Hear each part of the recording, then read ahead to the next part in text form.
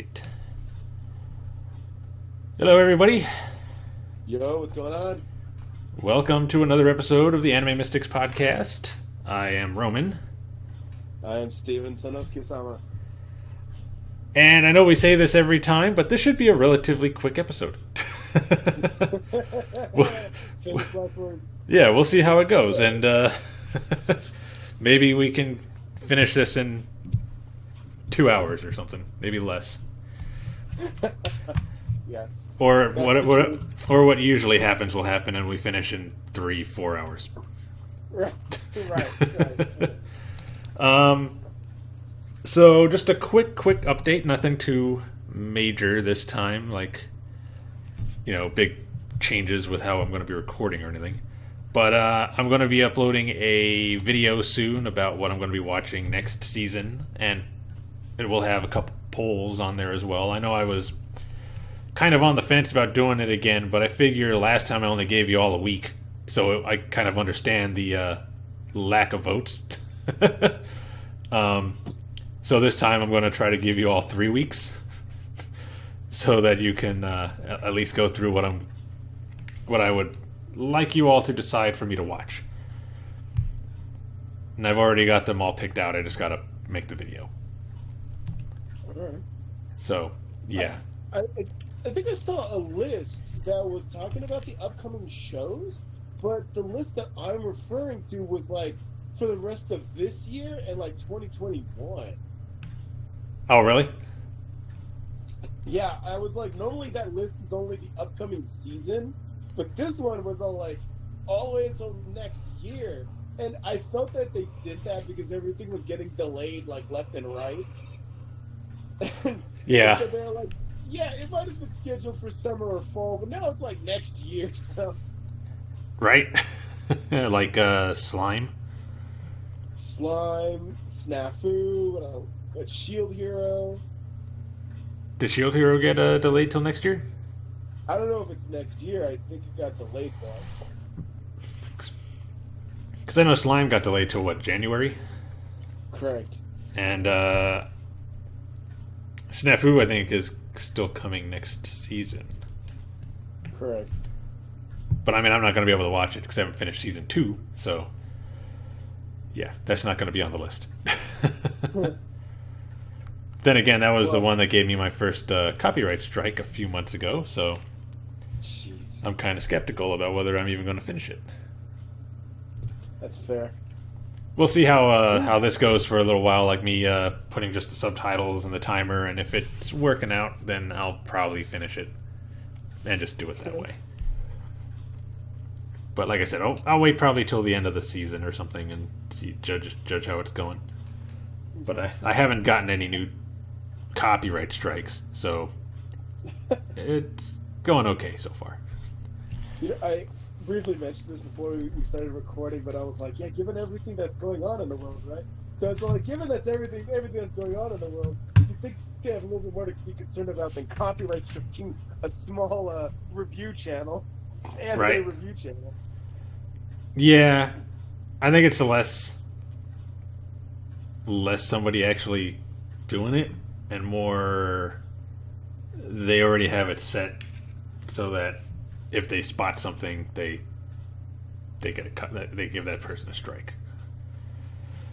Then again, this was a specific company that actually gave me my copyright strike. So maybe it was somebody who was just at home, like, let me do a little work.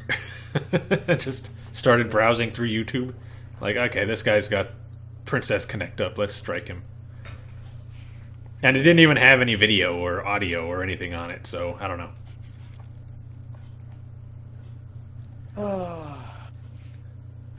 Whatever. You would think they would be happy that you're promoting their stuff, you know? You'd think, but nah. I guess that's not what they look at. Yeah. But yeah. So yeah, look for that video coming out this week. It should be up this week. And I'm sorry about being late on a few episodes. I got Tower of God episode 9 and Princess Connect episode 8 getting ready to render. those ones I actually have to go into the SRT file and adjust subtitles because they overlap if I don't. So it takes a bit. It's weird because some of them do that and some of them don't. But Princess Connect, Tower of God, Hamefura, they all do that. So I gotta go in and adjust the subtitles every time I want to edit. Got it. And then on Bang Dream, I gotta actually type out the subtitles because they don't allow me to extract them. Have they ever given you any grief for Bang Dream yet? No, nobody's given me any grief about Bang Dream. Good guy Bushi Road. Yeah. Bushi Road's all like, we'll take all the promotion we can get. Right. But yeah, I haven't gotten anything from them, so Good. hey, Nice. at least I can count on all my Bang Dream stuff not getting striked. Princess Connect, though, I gotta watch out for that one. You know, to put it in perspective too, it's all like the gacha game that actually is in the States and actually has a market and is up and running. They're like, whatever, free promotion. And then the guys that don't even exist in the States, they're like, no, don't you dare talk about us. I know, right? No, it's like, you better hope you don't come out to the States now with that kind of an attitude. Right. I did all of Babylonia, and nothing happened with that. And then Princess Connect, I put up 4 episodes, and all 4 of them get a strike. I mean, it was all in the same claim, but still, all of them had to get taken down. Yeah. Yeah, and that's what's frustrating is there's no consistency, there's no explanation. So it's all like, okay, I hear you, so how can I do better? And they're like, just stop that. It's so like, all right. Right. So yeah. Yeah. So the only other thing I got to say is I'm gonna have to apologize if I sound a little out of it today. I'm only going on an hour of sleep, so Yeah. if I sound even less coherent than usual, that's why. That's all good. It's all good. I'll just have to rant and rave twice as more than usual. Right. Okay, but that's pretty much it for the updates. I got nothing on Belle, so I can't give you guys an update on her yet. So. All right. Yeah, I've been forwarding all the videos too, like I mentioned. So anything that goes up on the YouTube channel, I'm forwarding them over to the Facebook. Eventually, I'm gonna have to get on the Twitter as well, and throw up some hashtags to get maybe that generating some more I don't know, feedback, interactions. Right. But yeah, for sure, what's going on YouTube is going on the Facebook page, and then like I said, we're getting being more active, getting more memes and daily heartfelt messages, I guess, right, going on there. So getting the page a little bit more lively, let's say. So everything is going to be more or less interconnected and intertwined, so people will be in the loop wherever they decide to get their information from. So from Facebook, from YouTube, eventually Twitter, they'll all be kind of interconnected. Right. Yeah. Cool. All right, so you didn't have anything to update us on, did you? That's kind of it for the informational side. Yeah, that's we're approaching the end of this season, so we might do some other things. We can talk about it. But other than that, yeah, it's we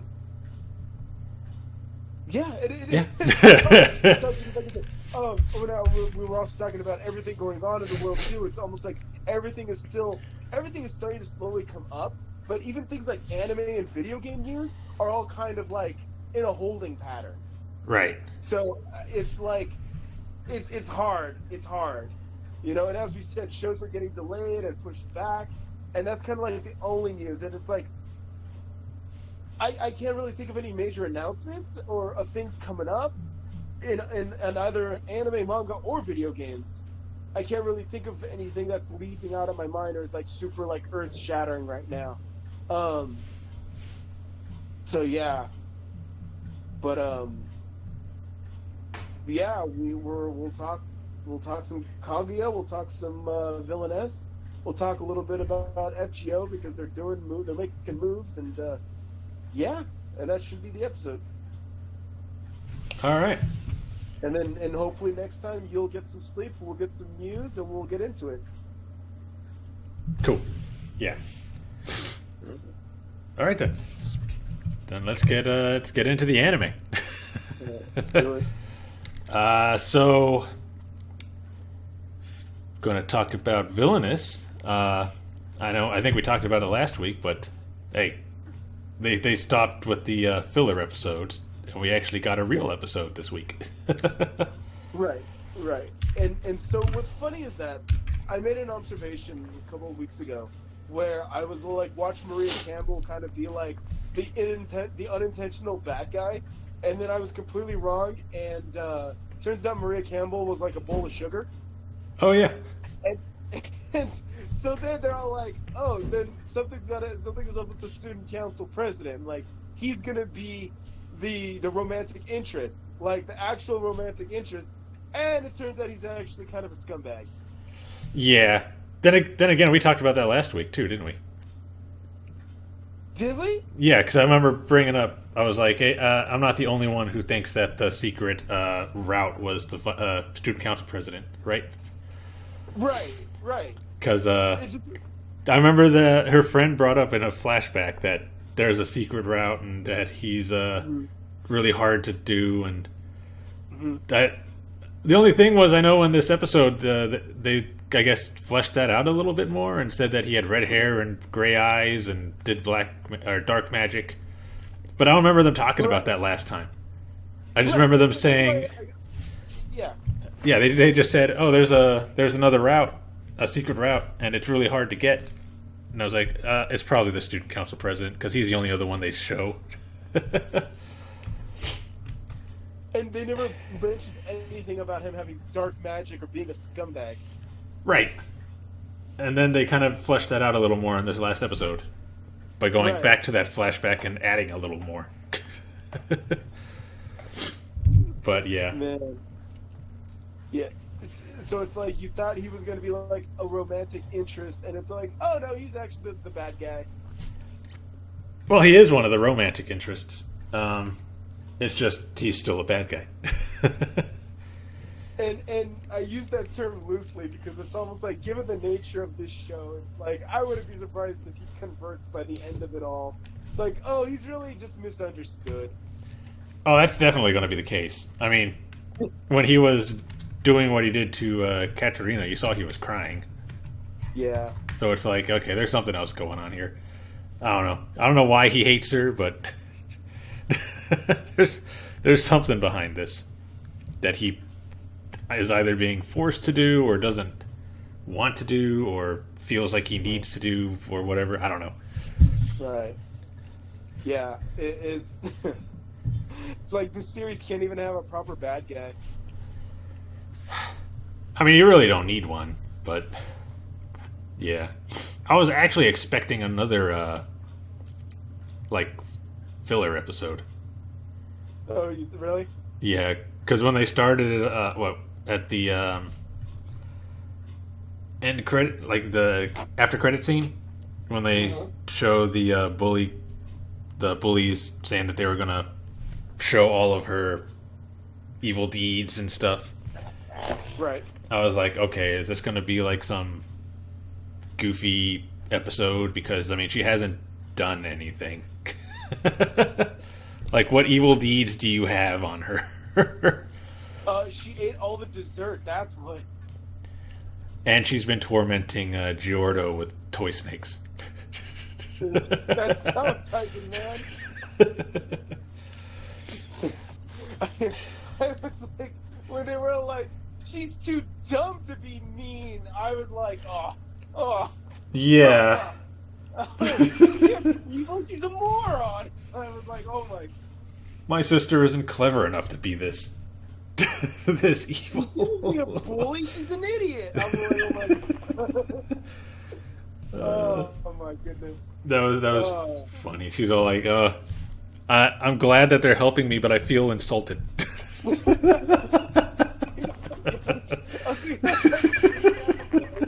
oh my god. So, I know you're helping, but why is it hurting? Right? Oh god. Like every single one of them. Oh, she's dumb. She's an idiot. She's simple-minded. What? She couldn't come up with this even if she wanted to.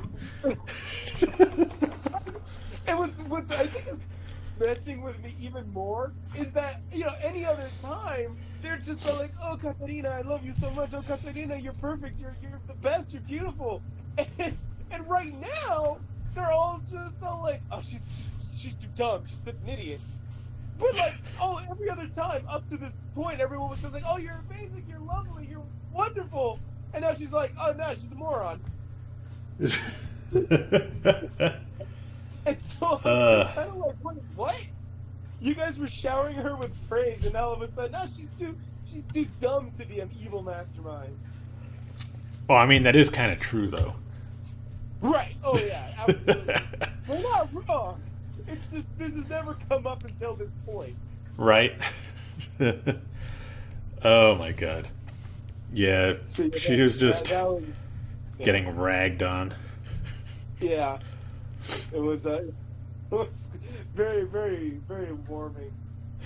And then the episode, the last week's episode, so that was what, this weekend's episode, the episode before that, she even got the maid in her harem now.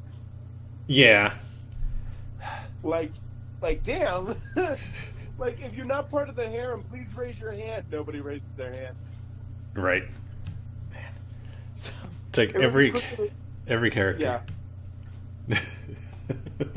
Which is absolutely wonderful, because like I said, most of the time it's like, you know, you have a Tome game, or you have just a straight normal dating sim, where, you know, you're the male character and you're dating the female, or vice versa, the Otome. Right. And in this one, it's all like everybody. Yeah. I'm just going to have everybody. But not realize their feelings at all. Nah. She's too dumb to fall in love. Right. Oh my God. Like, Go ahead. I was going to say, like, even the maid was like, she's so dense, she doesn't realize any of their feelings. Right. Right. After the maid confessed her love too. It's crazy. But, hey, goes with her character. Right? Even in that same episode where her brother and her mom are both saying she's too dumb to marry the prince. I was like, even her mom is throwing her under the bus. I'm like, jeez. Yeah, I saw that. I was like, what? Even the mom? What? I thought the mom was happy that she was engaged and all of it. Yeah. No, the mom's all like, she's too much of a moron. I was, that threw me off guard too. Those two parts were, at first they were like all like lovey-dovey all over her, and then they were like, wait, she's an idiot. What? No, she's not evil. She's not a mastermind. She's a moron. And then it's like, okay, but then her mom threw her under the bus, and I was like, oh, okay, guys, all right, we're dogpiling. We get it. She's dumb. All right. You're right. Jeez. Oh man. Wow. Yeah. Poor Katarina. Yeah. And it's just like, oh, this is so bad. What's going on? They feed her a cake, and she's like, oh, okay, I'm over it. Just It was a good lunch.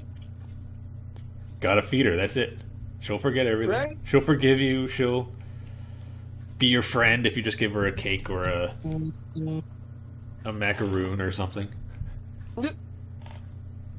A cookie. So actually, you brought up an interesting facet. So, you actually have mentioned in the past that you appreciate those glutton characters. So that means you're a Katarina fan? Yeah, I would say so. Out of all of them,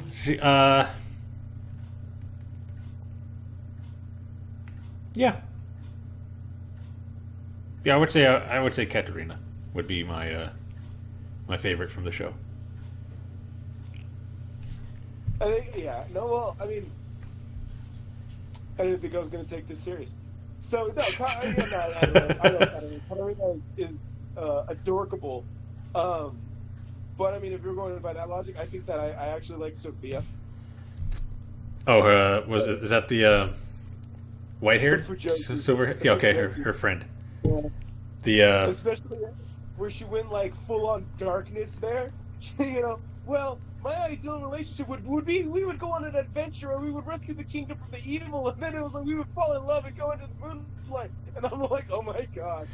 It reminded me of darkness and her ideal man. oh, And everyone is just like, yeah, that's not realistic at all. And she's still prattling on. And we would sing songs in the countryside. I was like, oh man. I've fallen in love with the thing I hate. She's such a fujoshi, but it's so adorable. oh wow. Oh. I don't know. She's cool too, but yeah. She's like, oh, I'm trying to hook you up with my brother. But yeah, that's not happening. Yeah, that guy. I mean, she's interested. You could tell. Whenever they're alone, she's blushing all the time. He's smiling. Yeah, He's showing emotion. as little emotion as possible, but it's still emotion. It's there. It took him 9 episodes, but he's getting in. Wow. I don't know. Apparently, the light novels it's over, so I don't know. Yeah, I was thinking about that. Like watching the show, it's all like if they actually end up with like they end the show with like this, like she found everybody in the academy and everyone is like, oh, we're all friends. Yeah, it's like I don't think realistically you could make a season 2. Like it would be. It seems like it's going to be wrapped up fairly well. Yeah. But I don't know. You could always just do mysterious transfer student. No. Oh, right. Yeah. Add another member to the harem. Yeah, exactly. And then that's how you get season 2. Yeah. It just seems like it's lining up to just kind of be wrapped up in a neat little package. It's like I don't know where you would be able to go, or how you would expand. Right. But yeah, we'll find out. It's never say never. Yeah. We'll have to see what they decide to do, how they end this, where it's gonna go. Right. They also addressed the point too. I mentioned this in the last one, where it's because Katarina has changed fundamentally the nature of the game. So is Maria still considered the main character? And then she kind of mentioned it too, where she goes, Maria still hasn't picked one of the romantic rates. So she's assuming that the game is still like Maria's still the main character. Right. So it's like Maria is still the focal point, even though obviously for the sake of the show and the anime and all that, it's obviously not. But in terms of the world itself, Maria is still the main character. So it's still based on what Maria does or doesn't do. Apparently. Right. I guess. Yeah, right. It's like she's fundamentally changed things so much. It's like, does it really matter what Maria does or doesn't do? I don't think so. It's basically her game now. Right. Because it's like, even Maria is just like, well, I'll just do whatever Katarina says to do or is doing. Right. She's just following with everybody else. Right, right. And on top of that too, since they're also kind of like one just homogeneous blob now, it's just kind of like, all right, does she really have any impact now? Does Maria really alter things? I don't. Well, it seems like she's gonna be a big part of this last arc, Right, since she's the only one who can really deal with the dark magic. right. Then again, Which Katarina's harem protag thing could come into effect more. true, true. But again, we'll see. Yeah. Then again, she's asleep, so Right. So 'cause- this is the time for Maria to be main character again, I guess so. which would make sense why she would be attacked, because again, if she's the main character, then it should be happening to her, and then anything else that happens. But the most impact would have to be to the main character, which in the nature of what I keep wanting to say princess lover, but I'm like, I think that's an H game. Oh God. Yeah. What? You're trying to think of the name of the game, right? Yeah. Yeah. I keep wanting to call it Princess Lover, and I'm like, no, that's a hentai. That's a hentai. No. That's completely not it. Oh God. Yeah. Yeah. Anyways. Yeah. Then the most impact needs to happen to Maria because she is still the main character in the game first. So it makes sense that she's the one who gets knocked out or at least taken away. Yeah. And anything that kind of happens outside of that is just the dude tying up loose ends, like the friend said was going to happen. How he takes out the main character Maria, and then he takes out all her friends, and there you go. Yeah. Well, kills them all. Right. Right. But we know that's not going to happen. No, he's going to join them. He's going to join the harem. Yeah, they'll all forgive him by the end. Yeah, power of love and friendship, yada yada yada. Right. He just needs a friend. He needs a hug. Yeah, there you go. And then, yay! Then they're all eating cupcakes. Exactly. But I will bring this up. I want to see how they're gonna yada yada him, having earned his dark magic. Because remember, you got to kill somebody to earn dark magic. So it's all like, yay, he's a friend now, and it's like, wait, you guys know he still killed somebody, right? Yeah, like, who did he kill? Right? Like, there's probably a dead body somewhere out there in the schoolyard, or buried in the garden or something. Like, they're gonna go and dig up Katarina's plants, and they're gonna find a body underneath. Right. Oh man. But unless, like I said, unless they yada yada it, like, no, it was all a ruse. I never actually killed anybody. I just like read a book and then followed what the book told me. You know, it was black magic for dummies or something dumb. That's how I learned black magic. I didn't actually kill anybody. This show is rated PG. I didn't kill anybody. Yeah. We'll see. Yeah. So I like I said, I'm gonna be looking out for that. I'm gonna see how they try to yada yada this dude into being a good guy. Well, I mean, she never got to that route, so she doesn't know how to do this one. Right. So, Like, yeah. she So said I'm gonna... she said she completely forgot about it. Right. So yeah, we'll have to see how they yada yada this one and explain how he's really just a good guy. He's just misunderstood. Yeah, totally. Like Wreck-It Ralph, he's not a bad guy. He's just a bad guy. Doesn't mean he's a bad guy.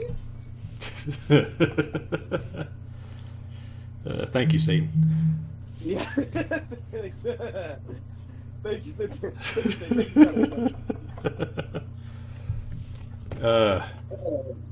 Wow. Yeah. Yeah, I've been meaning to tag you in this on Facebook, but the main theme song, the opening song, was actually sung by Angela, and Angela is the one who sang the opening to Aho Girl. Oh, really? Yeah, I was all like, really? That's great. I love the opening to Aho Girl, and they actually sound so similar. when you hear them, it's like, oh yeah, that's definitely her. I'll have to pay attention now that I know that. Yeah, yeah. Have you ever heard the entire opening to Aho Girl? No, just what they have for the actual show. Yeah. Okay. Oh man, she almost borderline rap. Like she just goes like she says like banana like 17 times nonstop. Like I was like, damn girl, she's got skills. She's like banana. I was like, dude, I can't even do it. I can't even replicate it. She's that damn good. And I was like, all right, with your bad self, look at you. So yeah, and she does that when she's singing the opening song, and then they cut into the what is that?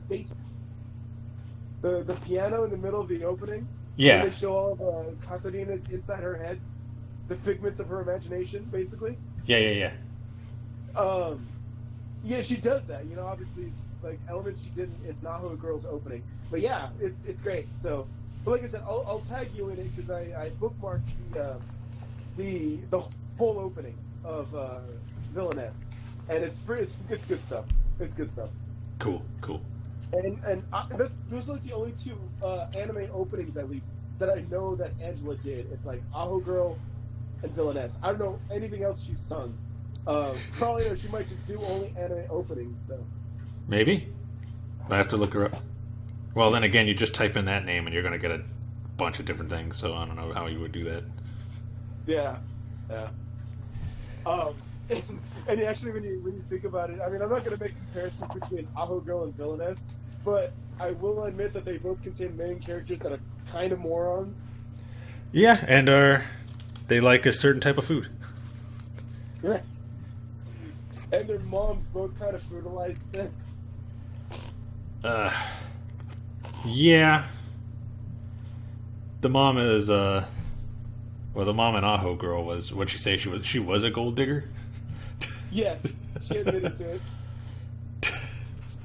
It's not something you want to admit to, but okay. Hey man, you're honest with your feelings. Right. And she was sneaky. Yes, she was. Not like Katarina's mom. She's just like, you got to be more ladylike. Go. What is it? Stop working in the field. Stop eating so many snacks. Stop climbing trees. Right. And nope, can't do it. Like, that's even how she met her friend in her previous life. She fell on her from a tree. Right.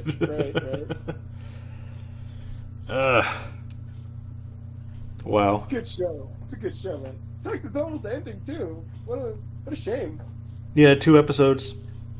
Man. And it's over.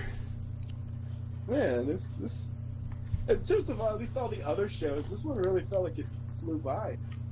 And again, it feels like it's going to wrap up rather neatly too. Yeah, so they probably, like you were saying, they might not even do a second season.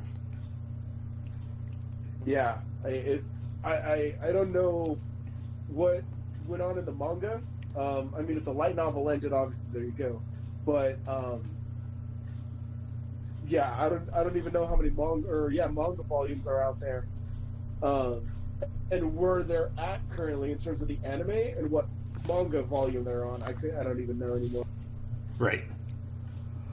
So, but yeah, I mean, it's very hard to say this, but I mean, if it really just wrapped up neatly, as long as they don't botch it, and I don't regret my words here, if they just ended it where they ended it, then I'd be content.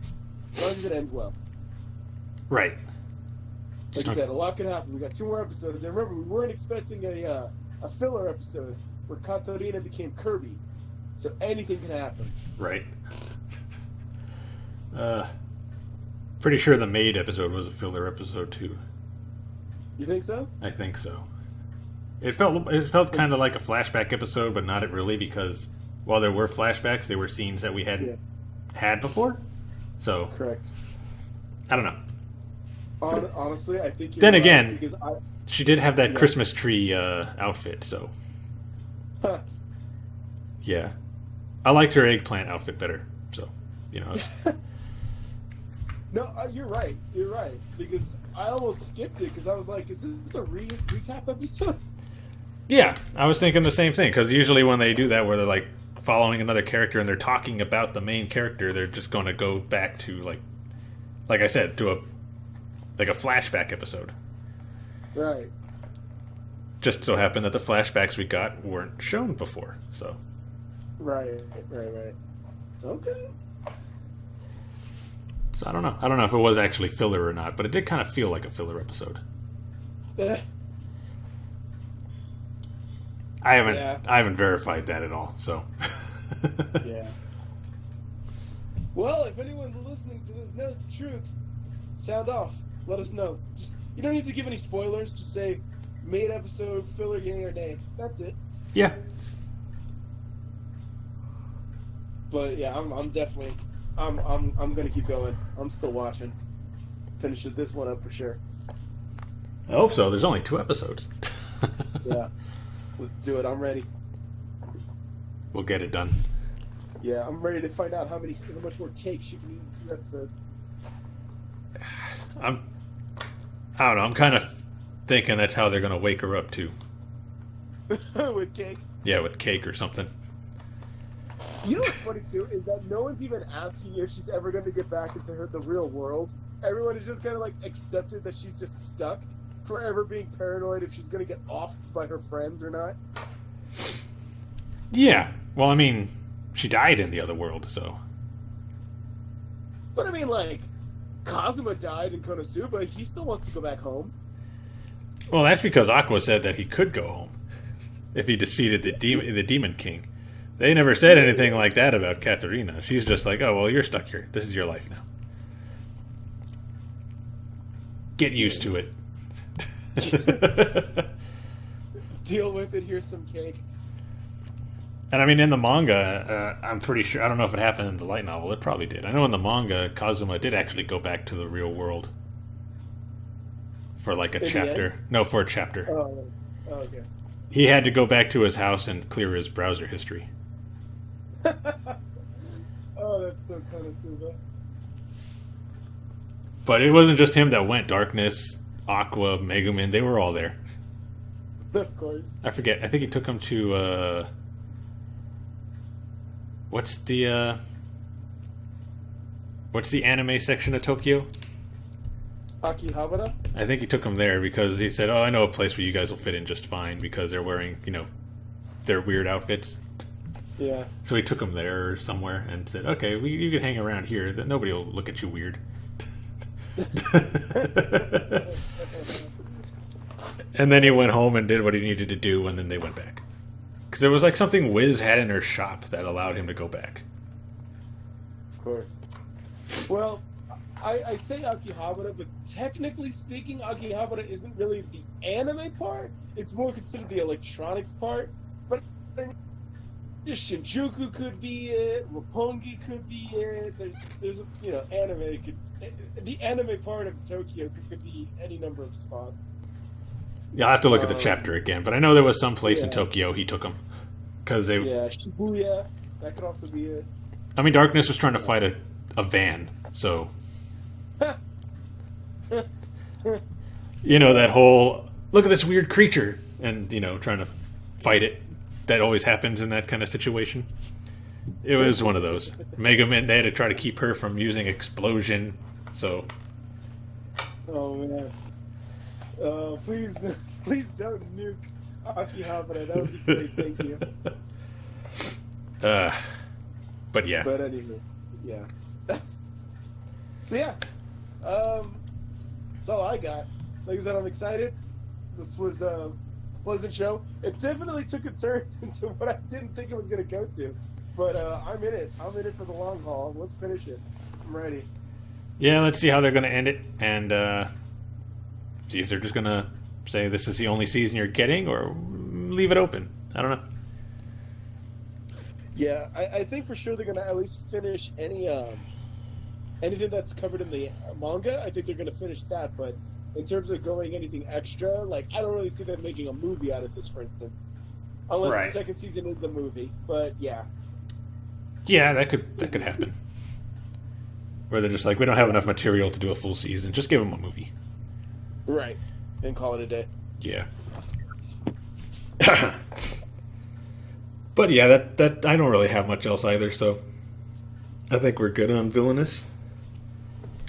All right. Okay.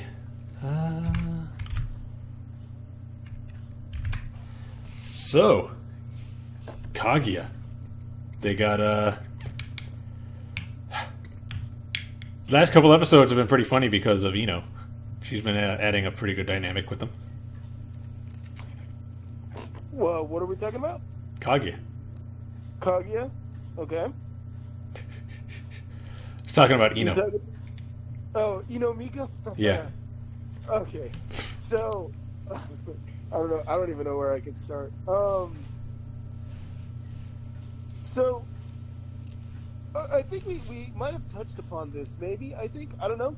But from my observation, it seemed that the anime took a dive in the rankings because they were focused on Ino Miko and her whole like little story part, and everyone's all like, "Yo, we're not here for the lowly. We're here for in Kaguya. Well, who is this lowly? Why do we care?" And as a result, they kind of stopped watching. Right. At least while the focus was on her, they were like, "We're not here for this," And then that kind of wrapped up. Joined the student council, and now we're kind of like we've moved on. Yeah. Now So it's just is she going to make it into the room today?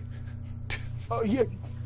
Now it just seems like what grief are we gonna put this poor girl through? It's like, man, she's all traumatized, like broken. And man, apparently she's got a really good imagination. God. Oh. Oh man, she's over there like, yeah, we gotta be disciplined and we gotta be better than the average student, and they're just playing Mario Kart. Right? I God.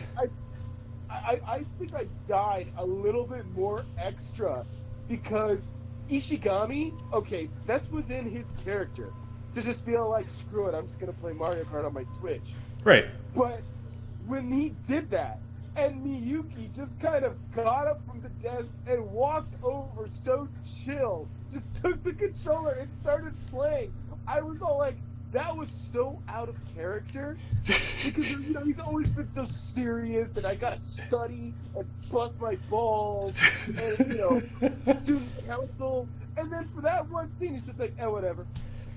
Well, you also got to remember that they're trying to help Ino out because Chica's all like, don't get angry for an hour. So maybe he was trying to help out. Maybe he joined in because he's trying to help her. Maybe. Or maybe he just wanted to play some Mario Kart. because again, remember, his family's poor. They're broke, so I'm like, they probably don't have a Switch, Right. So, but for him to just kind of abandon all of the things, it's like we're the almighty student council at this all-powerful school and academy and all that. He's just like, Mario Kart. I mean, who wouldn't just quit and play Mario Kart? Right, which is what I said too. It's like, well, he is still a teenager, Yeah. He's still like 16, 17, so yeah, when your boys are playing Mario Kart, you get in on it. Right? What was it actually called, though? I know it had a different name. It was, oh man, what was it? It was like Star Kart or something? Something. I think it was like Aquatic Carter. I don't know. Yeah. You knew it was Mario Kart, though. They just can't use the name. Correct. Which is weird because they're throwing out like Instagram and stuff like that, and it's like, oh, what was it? Chica even used Siri to get Kaguya the definition to man whore. It's like you can't just use Mario. Well, okay, Nintendo's a little stingy when it comes to their properties, so probably not. Exactly.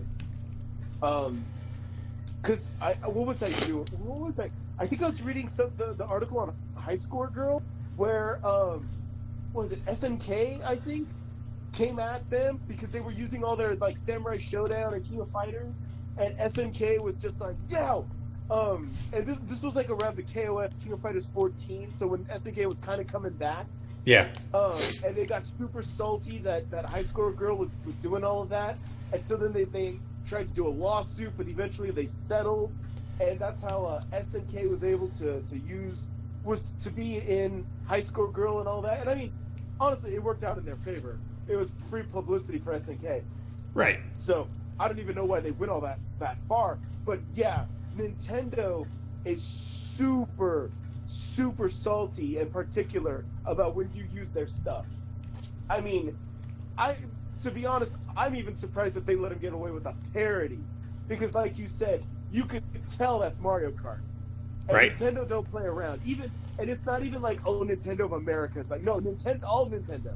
Nintendo America, Europe, Japan, they're all like, don't you make us look bad. Well, I mean, after the Super Mario Brothers movie, they got to be extra careful. Right.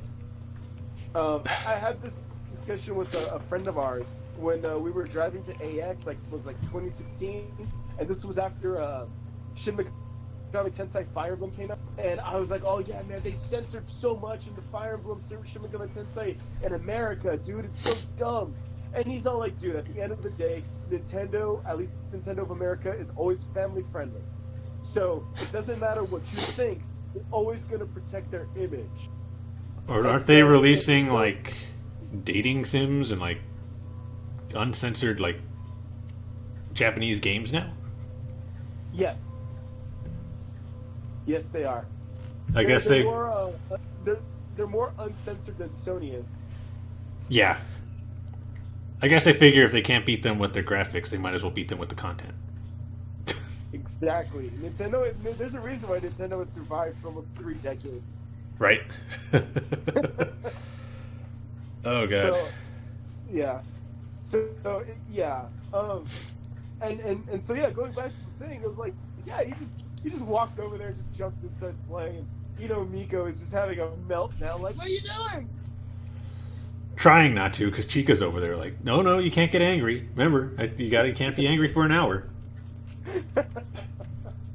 And then that's when she's like, oh well, maybe if you broke a rule, that would help.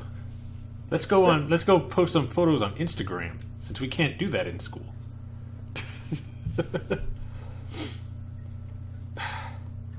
Wow.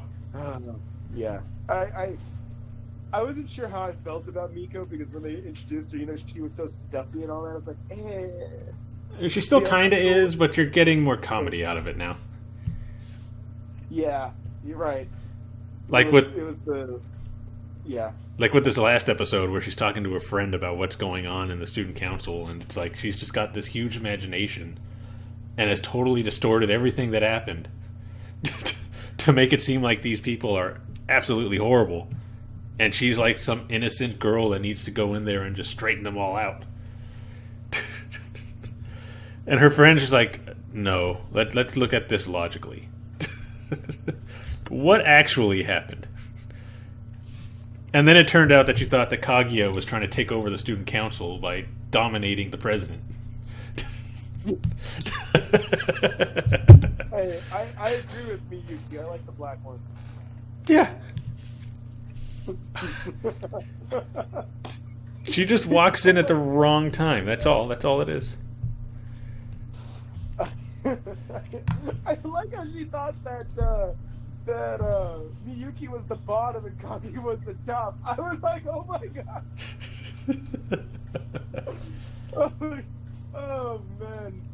Oh, that Dojin tag is going to be femdom. Yeah. Femdom hand holding. Oh man. Oh yeah. Yeah. Oh, you know what? Like I said, I told you this before, that Tomita Miyu, the voice actress for Miko, damn it, she needs to get more roles. She's really just doing all the roles, and she's just killing it. She needs to be in more.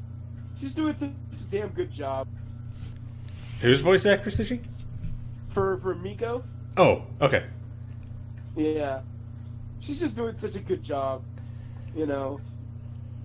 when she was like Rizu and We Never Learned, and then she was Krim and Monster Girl reviewer, interspecies reviewers. Right. Yeah. You know, she's just all of it. Cool. And she's just such a good voice actress. It's like, dude, she needs to get all the roles. Yeah, she got a good range. Seems like she could do just about anything. Yeah. Like I said, you know you've made it big time when you're in FGO. Oh, is she in FGO? Not yet. I would be surprised. Okay. Watch. Mark my word. The next lowly character that comes out, she's gonna voice it. Okay, you said this was what was her name again? Tomita Miyu. So Tomita Miyu. Tomita Miyu. Yes. I think. Oh yeah. She's in that game I was telling you about. Of course. Yeah, she's in there. Of course. Yeah, and she's young too. I think she's like, what, 29? I think? Oh, is she? Yeah, she's a youngin. Cool. Guess So. Well, I guess that means there's 3 characters from Kaguya in that game now. So it's the main girls basically. Yeah. Ino, Kaguya, and Shika are all in the game. There you go. I haven't looked at the guys yet, so I don't even know if President and Ishigami are in there. I wouldn't doubt it. Yeah. You know, Miyuki being Achilles and Saitama, you know. Yeah, he's top tier already. Right. So, well, anyway, back to Kaguya. Before I get off track. Yeah. So yeah, I don't know how I feel about her yet. She's funny, but just that attitude she has. she has such a high regard for the student council. It's like prestigious. It's like top of the line, man. And then I'm over here like, you know what kind of people these are? You were talking to them before they were even back in the student council, when you were running against them. What made you think they'd be any different in the student council?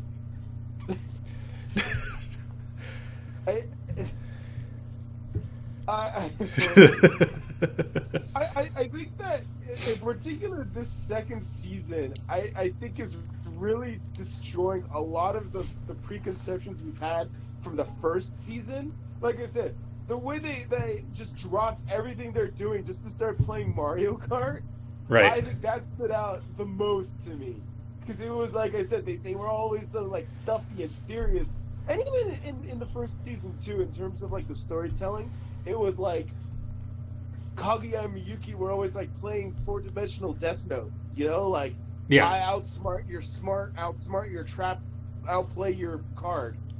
And Right. now it's just kind of like Kaguya is slowly going idiot, and Miyuki is just kind of like becoming more of his income bracket, let's say.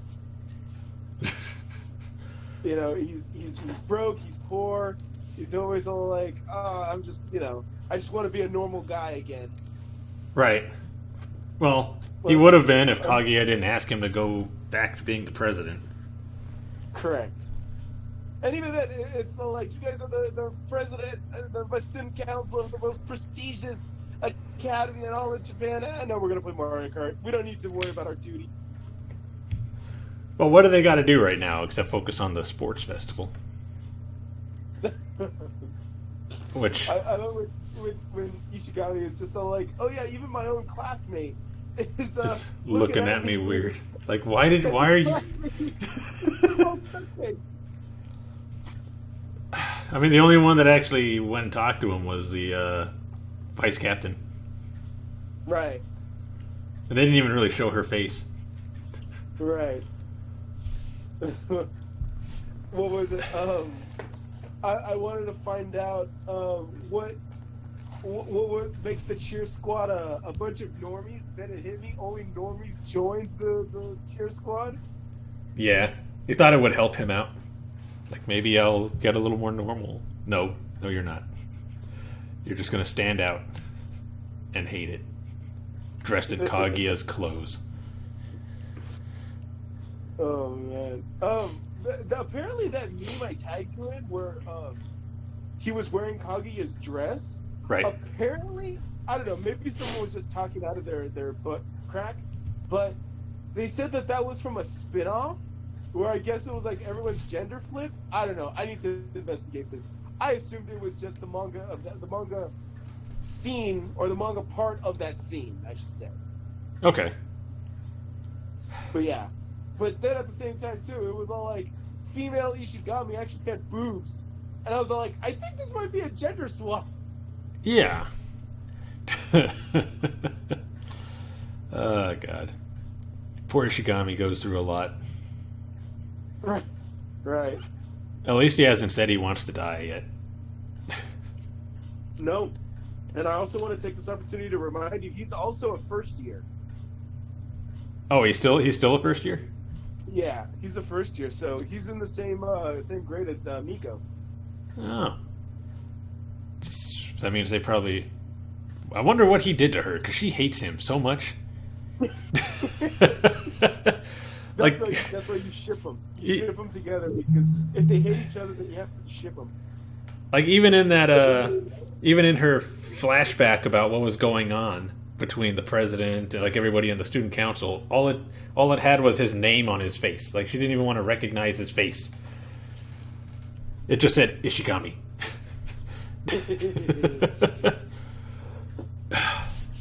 I'm telling you, man, Miko is just growing on me. I feel bad, and it's all like she just needs cookies and a hug. I think she needs more than that. God. Well, maybe if you guys were more responsible in the student council office, she wouldn't think that you guys are all like murderers and assaulters. Well, maybe if she would come in at a different time when Kaguya and the president are having misunderstandings. I don't know.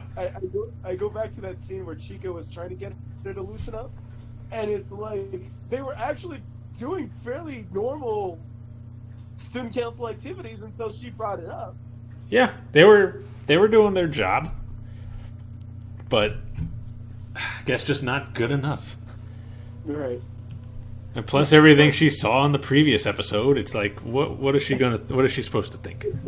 What is she supposed to think happens in the student council when there's moaning and people with their mouth taped shut and Kaguya running out of the student council room calling the president a man whore. Hey, when Kaguya had Miyuki on the couch, Kaguya invited Miko to join in. Okay? Yeah, okay? She did. But we're not singling her out. She could have joined. She could have, but no, she didn't. She was too inexperienced. If Chica would have said it, she'd have done it. Right. Because, I mean, she thinks very highly of Chica. Oh, man. Which is always funny when she brings her up and everybody's like, really? Yeah, that Chica? We're talking about the same Chica, right? I mean, I guess she has to be kind of smart, right? She is in this school. Right. But to consider her just a genius and an example of how all the students should be, I don't know about all that. Yeah,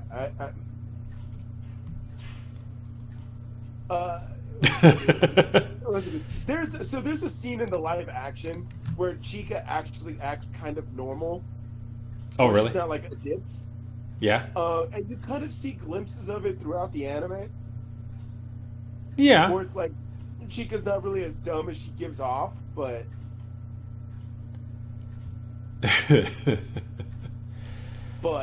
yeah. But yeah, that's adorable that Miko just has this big image of Chica being perfect and immaculate. And everybody else who knows her is like, what? Talking about the same Chica, right? Yeah, Chica who? Is there someone we don't know that's named Chica?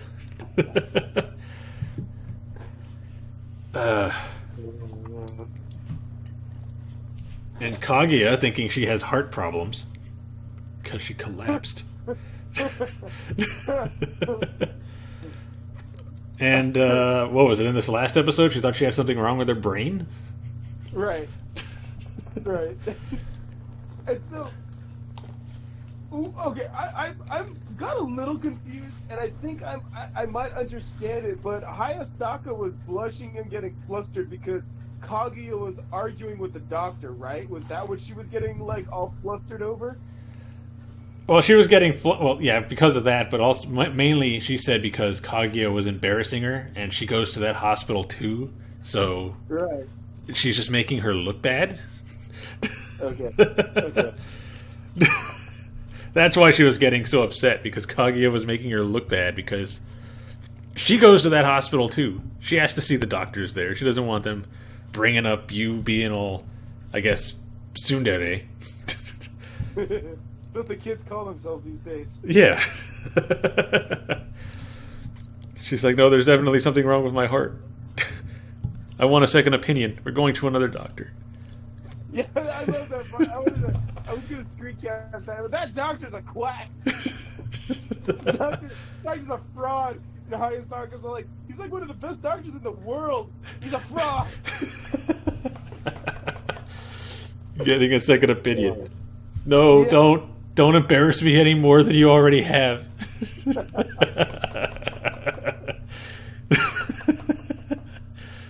Oh, God.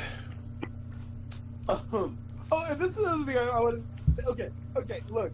Seriously, y'all are full of it. Y'all can't convince me anymore. Someone on, I think it's A1 Studios, the anime company, right. I think is the one doing it. Someone on there was born in the 80s. All right? You cannot tell me otherwise, because last time they were using You Spin Me Round, and then on this weekend's episode, they were using Vogue from Madonna. Yes. All right? Yeah. All right? Okay, someone in there was born in the 80s. All right? And you can't convince me otherwise. No, it wasn't Vogue. It was Pose. It was Pose, thank you. Vogue is a lyric. I mean, well, actually, it is the name of the song, but the name they called it in the show was Pose. Pose. Oh, okay. Like, but it was definitely Vogue by Madonna. Yeah. It's like, am I taking crazy pills, or these are songs from the 80s, man? I mean, she was doing the dance too. Right. That's what I'm saying. Like, dude, come on. I ain't even mad. I'm just not like, how many of these kids are gonna get that reference? That's what I'm saying. Right? I think it's hilarious. I just don't think that all these like 17 and 18 somethings that are like Kaguya, I don't think they're gonna understand. Yeah, they're not gonna understand the Madonna reference. Oh man. Some of them probably don't even know who Madonna is.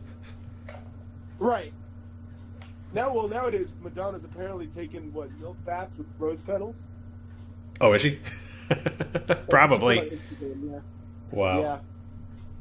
Yeah. Yeah, dude. I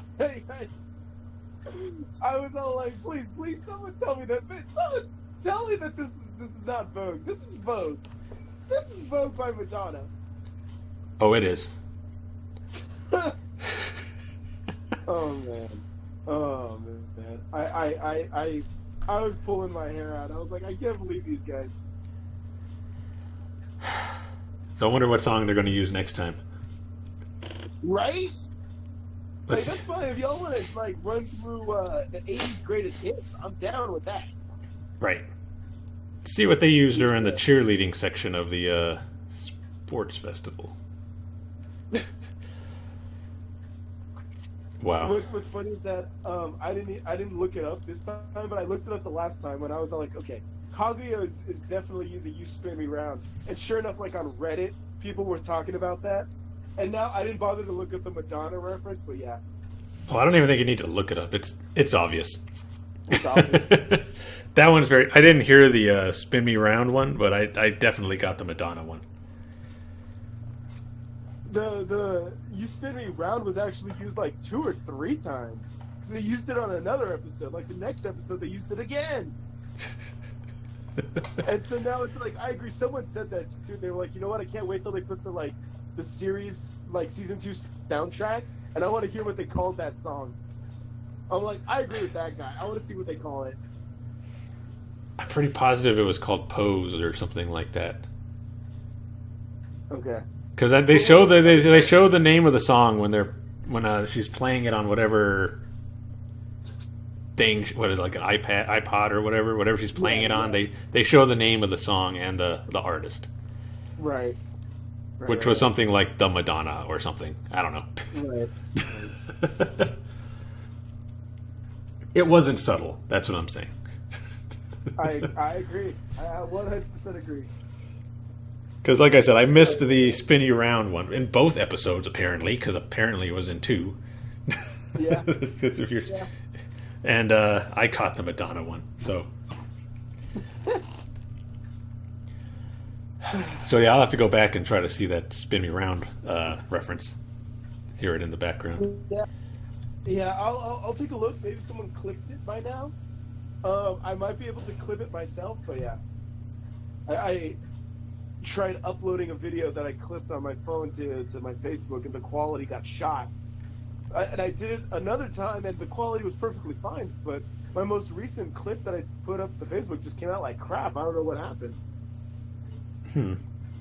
But anyways, we'll keep an eye out. If I can find it to prove my memeage to you, then yeah, I'll take care of it. Yeah. But yeah, man, I respect and appreciate someone on A1 Studios is a fan of the 80s. I mean, how can you not be? True. Very true. I always find it weird when people try to tell me, "Oh, I don't listen to that music because it's old." It's like, what are you talking about? Just because it's old doesn't mean it's not good. It's good enough that it ended up in one of the most popular animes of the year. Right? But yeah, I'm going to be keeping an eye out from now on to see what songs they're using. Right? So, like, you think you're slick trying to use songs from the 80s like no one's going to notice. I noticed. Oh, God. And that's the other thing, too. It's like, in season 2 particularly, did it seem like they upped the idiot in Kaguya? Well, she is a lot less composed. I'll say that. Yeah, like a lot less in control, right? I think it was like I remember you brought this up before. I think I remember saying that I think she's just getting to the point where holding her emotions in to wait for him to say, ask her out, say that he loves her, is just starting to get to her, and she just wants it to happen now. So it's like getting much harder for her to be in control of her feelings, right? Despite not wanting to admit them, even when a doctor diagnoses her with love sickness. It's not love sickness. She has 2 holes in her heart. Right? That's what it is. She has 2 holes in her heart. Yeah, didn't he say that? You'd be dead. Yeah, if that's true, you'd be dead. And doctor's a fraud. I want a second opinion. Yeah, it seems like that. It's all like, because in the first season she was always composed and in charge, and it was always like, counter your counter to my counter to the counter. And now she's just all like, whoa! And I'm like, okay, alright. Super cutesy, super moe. I think they might have changed it because people really liked when Kaguya was sick. Right. So they're like, okay, people seem to like her like this, so let's maybe go more that route. You just reminded me too, like when she was having the court trial in her head, and there was Ice Bitch Queen Kaguya versus dumb Moe Kaguya. Yeah. Right. Dumb Moe Kaguya is taking over. Right. She's losing, and it's going to the Moe Kaguya side. She does occasionally have her moments where she's trying to trick him, but that's not happening as often now. When they were locked in the school equipment shed. Oh god! And they both thought that the other one planned it. And then Miko, that cock. Just getting in the way. And then Kaguya doing the victim, pulling the victim card. I was so scared. I didn't know what he was going to do. Like, what? He's like, I'm getting in trouble?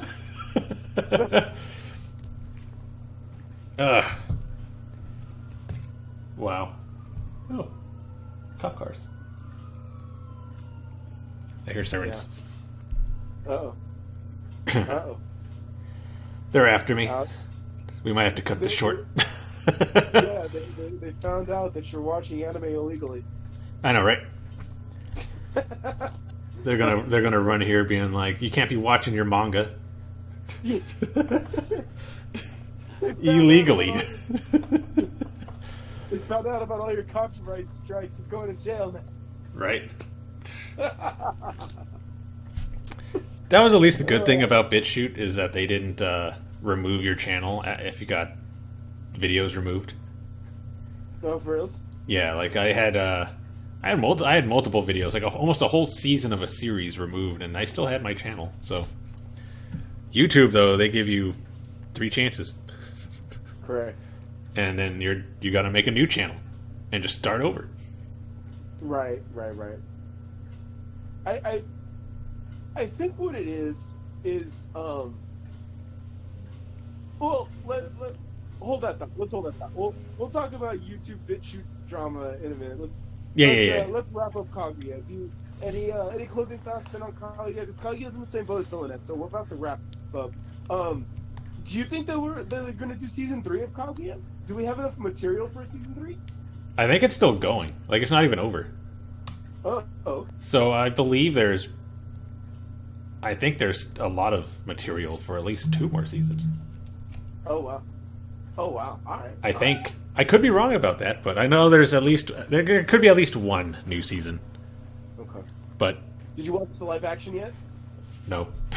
Okay. I've been slacking on my live action stuff. That's fine. I honestly, the only thing I want you to watch is the Chin live action scene, because that's like the best thing. That's like the best part. Okay. But yeah. But yeah, I don't know. I've been enjoying the season a lot. It's been very funny.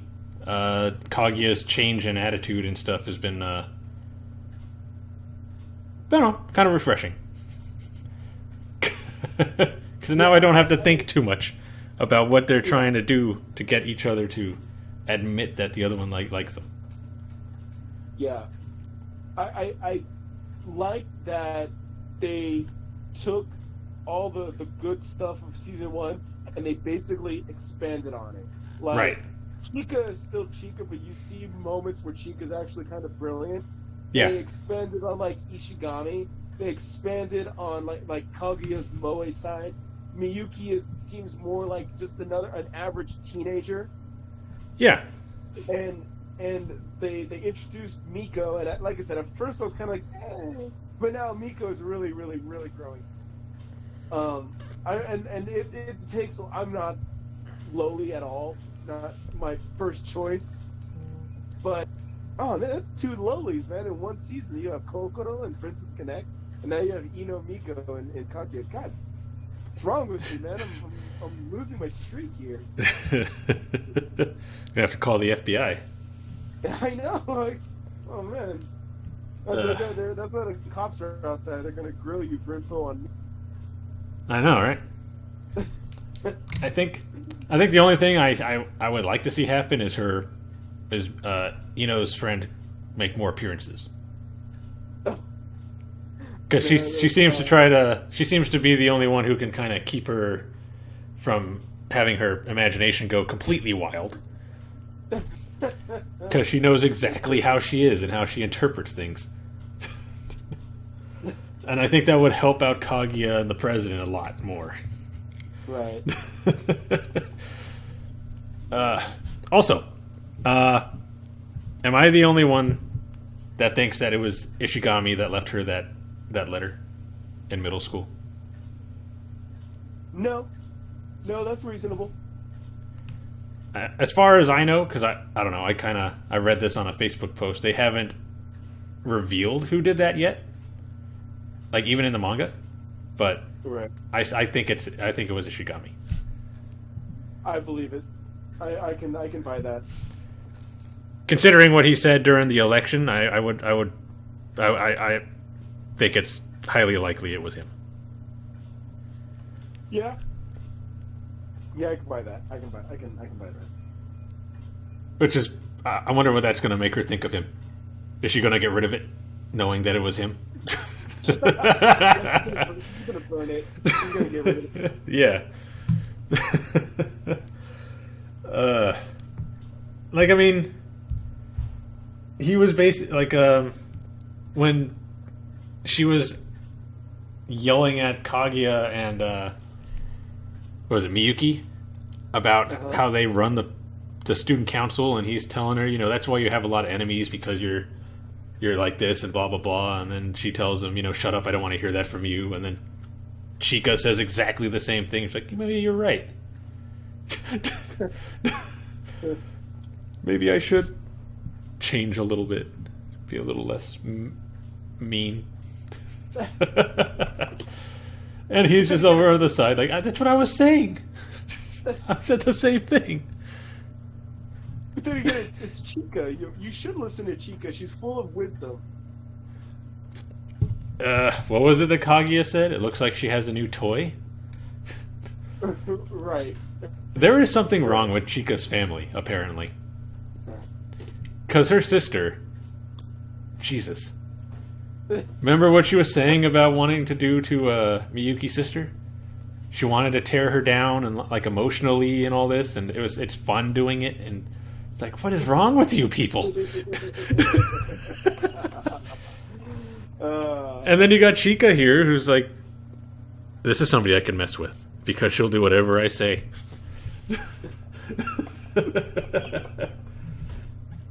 It's crazy. Yes, but if you read this manga, it's so sad. Right?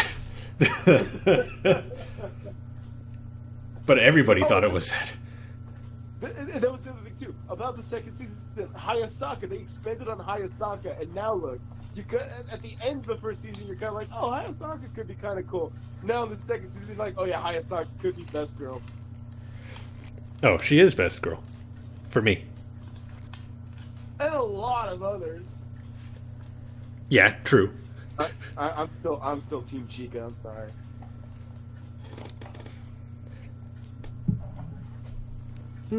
I still like Chika too. I can't say I don't. Yeah, and when you think about it too, I don't think anybody is all like, Kaguya is best girl. And I'm not saying that they're not out there, but I'm just saying they're not like as apparent as like Team Hayasaka or Team Chika. Yeah, they're not as vocal. Yeah. I think they know that they're the minority, so they might as well just enjoy Kaguya to themselves. Right. We just won't mention it. Yeah. Although, to be fair, I won't be surprised if there were some converts after Dominatrix Kaguya. Oh, yeah? Dom Kaguya, yeah. That was cool. That was good. Yeah. That was good. That was a change of pace and a change of character that she desperately needed. Yes. Yes. And then Ino asking her the tough questions. How do you feel about the president? They're asking the real question. Yeah. Why are you asking me a question I don't even know the answer to myself? And then runs out. She's like, I don't know what to think of her. It's like, it's like her entire view of Kaguya changed twice in that day. There was her imagination, which was Dom Kaguya, and then there was real Kaguya.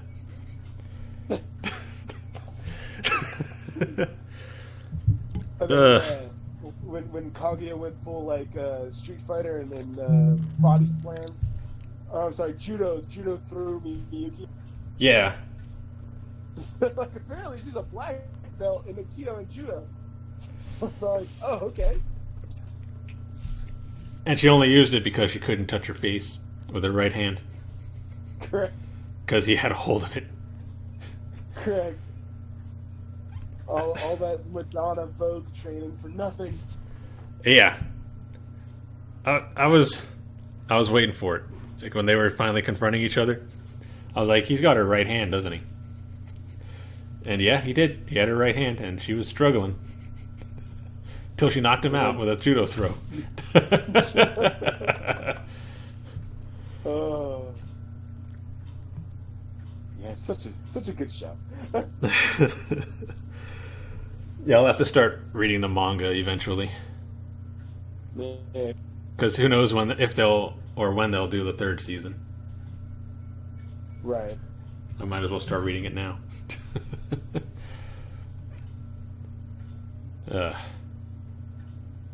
But yeah, I think that's all I got for Kaguya.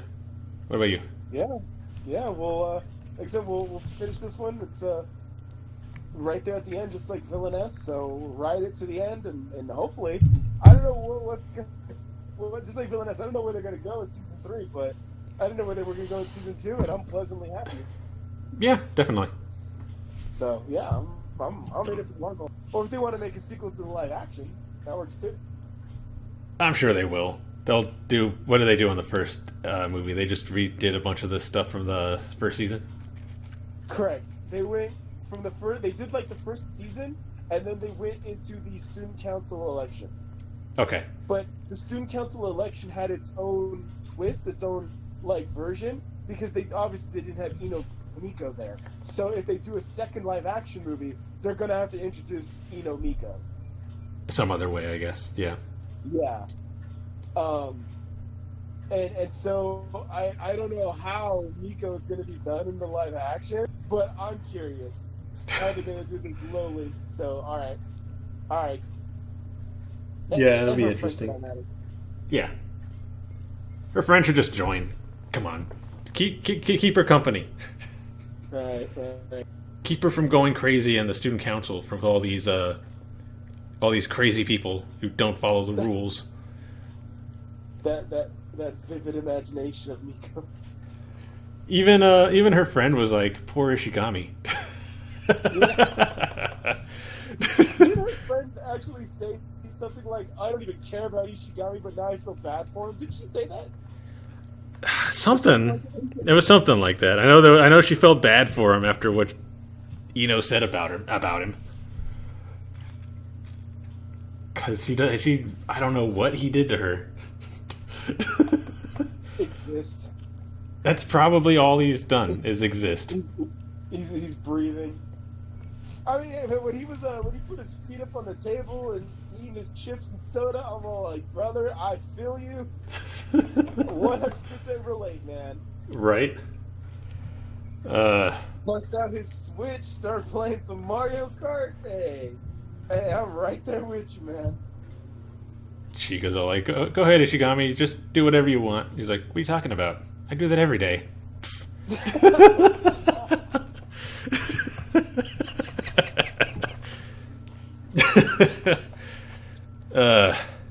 Wow. Just, Yeah. I don't know. All the characters are good. I don't think there's one I don't like yet. They all have their good points. Even Ino. Yeah. The doctor was pretty good too. My doctor likes to tell jokes. I'm serious. I'm not joking.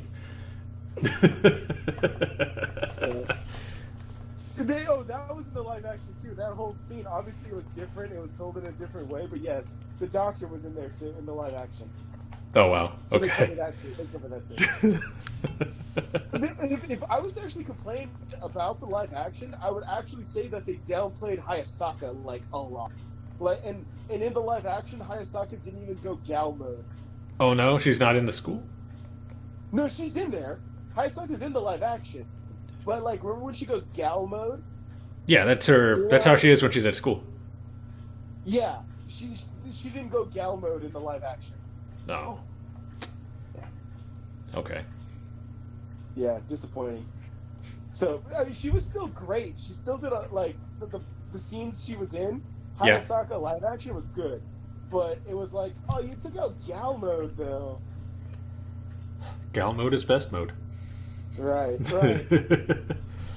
I don't know. I like all aspects of Hayasaka. She's great. Hey! Yeah. You know she did that because she was getting revenge. Correct. After Kaguya made her try to... Hayasaka, man. What do you think's going to happen? Right? Oh, God. So, yeah, I think that's all I got now. I know I said that once before, but I think that's that's what it takes to kind of get the memory jogging and then come up with other things. But yeah, we'll revisit Kaguya. Yeah, we got what, 2 more episodes? Was this episode 10? 9, I think. 9? Then I think we got 3. Okay, all right. Because I think it's yeah, it was episode 9. I think it's 12 episodes. Last season was 12, right? Mm-hmm. Okay, then yeah, this one's probably 12. So yeah, we got like 3 episodes left. All right. Which might all be at the Sports Fest. Who knows? One episode focusing on Ishigami, one episode focusing on Chika or somebody, and another episode focusing on Kaguya and the president. Okay. I don't know. Right. That's just my guess. All right. We'll have to see. Same as Villainous. We got to see how they're going to end this. All right. I'm just hoping they don't do what they did at the end of the last season, where they do that whole everybody gathers around and that whole thing. You talking about the end of Kaguya? Yeah, season 1. Yeah. Remember, that's kind of my generalized statement for how they end the shows, and they're like, they don't know what's the ending in the manga or in the source material, so they make this generic, like everyone stares off into the distance, kind of like what they did with Shield Hero. Yeah. And in this case, it's just kind of like they're all just kind of like dicking around, and that's not really a conclusion at all. Yeah. I mean, they could have just ended it openly. Right. Have them do their normal thing, and then it ends. Yeah, just stare off into the sunset, feel like, what's the next adventure, and where's it going to take us? Then boom, the end. I don't know. It was cheesy. That's all I'm saying. Unlike the rest of the show. It's totally not cheesy. Compared to the rest of the show, this was overly cheesy. To me. Fair. To me, it was. Fair enough. Anyway. Okay. So we had some FGO talk, right? Yeah. So fairly quickly, so going back to the issue with BitChute, real quick, before FGO talk. Okay. So BitChute was like, that's supposed to be the alternative to YouTube, right? Like, it's supposed to be the competitor. They're like, oh, we're more open source and all that. And so I respect that they didn't take down your channel or anything, because that would have been like, what are you doing? But the other fact, too, that they're all still like, oh, well, this guy, just even talking about this stuff is like, that's kind of weird. Yeah. I don't know. I didn't even notice that they were removing videos, because they don't, as far as I know, they didn't send me an email or anything. It would just be like somebody from the from the channel would post a comment saying, "Hey, this video is down. Can you re-upload?" And I'll go and I'm like, "All of these videos are down. What happened?" And then I'll go to the link for BitChute and it'll be like, "Oh, this was taken down because it violates our terms and conditions and blah blah blah," you know. And I'm like, "Well, Right. okay. At least you didn't remove my channel like YouTube would have." Oh man. Yeah, because Princess Connect kept getting taken down from there all the time. On BitChute. Yeah, I had to re-upload that like twice. You know what it is, right? It's because you're not a Kokoro fan. Yeah, but I'm a Carol fan. That should get me special treatment. Yes, it should. I absolutely agree. But you're not a fan of those 0x0 faces. I guess I gotta like boring girls then. Whatever. Yeah. I mean, personality. We don't do personality around here on YouTube. Right. I mean, she has her moments though. I gotta admit that she does have her moments where she's pretty funny. I agree. I agree. But for the most part, yeah, she's pretty boring. Yeah, no, I 100% agree. It's like Kokoro is not a bad character, not by any stretch of the imagination. Right. But Carol is just better. Yeah. Carol, Pecorine, Rima, and all the other girls that have been introduced. The ones that laugh and sing and dance and fight, you know, basically do anything. And then you got overly devoted Kokoro, who's just like, "My lord," and just being all... Just follows. Just follows. So, like... and what's funny enough is that the character she's following is just kind of like, thumbs up, going there, have no personality, and she's just like, "You're the best," and he's just like, Right. But I mean, that's the joke, you know. What can you say? But we're not. That's for our Princess Connect talk. So Right. Time. Right. For now, yeah, I don't know, man. It's been, you know, for the last like month or 2 months almost, that's almost been kind of like the back issue, is a lot of the misuse of copyright strikes and YouTube and all of that, and I don't know. It doesn't look like it's getting fixed or solved anytime soon. And I don't know. I don't know what YouTube's doing. I don't even think YouTube knows what they're doing. Most of the time. They just put out a big generalized algorithm in there that just takes down videos, and it's like, oh, this one didn't really have any issues, but we took it down anyway. Right. Not that would be the case with my stuff, because I mean it's all copyrighted material, but still, the video that I actually had when I was putting stuff on BitChute didn't actually have the copyrighted material on it. Right. So it was weird for me that they actually put a strike on it. But I guess because I had a link to it, I don't know. Whatever. I don't care right now. I got it now, and I think it's working out okay with the subtitles and the timer. Even if more people are thumbs downing the videos, but you know, whatever. It's because you insulted Kokoro. Well, actually, it was Kaguya that got the most thumbs downs. Oh, really? Yeah, I think it said I got 40% positive upvotes. But there's only like, Really? there's like, I think it's like five let's see, 3 thumbs down, 2 thumbs up, I think is what it is. Wow. Before that, it was like all thumbs down and no thumbs up. What did you say? I don't know. Maybe they didn't like the fact that the fan was in the background. Oh. But I mean, nobody ever tells me, so it's not like I can read their mind and be like, oh, this is what they didn't like. Right. Because nobody ever gets on there and says, hey, the fan is really loud. And I'm going to be like, well, you're going to have to deal with it because it's really hot in this room. I apologized for it. I was like, I apologize for the fan. It's really hot, you know. And plus, when I try to remove it using one of Adobe's programs, what is it called? Adobe... Come on, you. There we go. Audition. Okay. I used to be able to remove that kind of thing using that, but now whenever I do it, it's like an echo for some reason, and that's just worse. So I just leave it in. Fair. So they're gonna have to deal with it, unfortunately, with the fan. Like I said, I apologize for it in the video, Okay.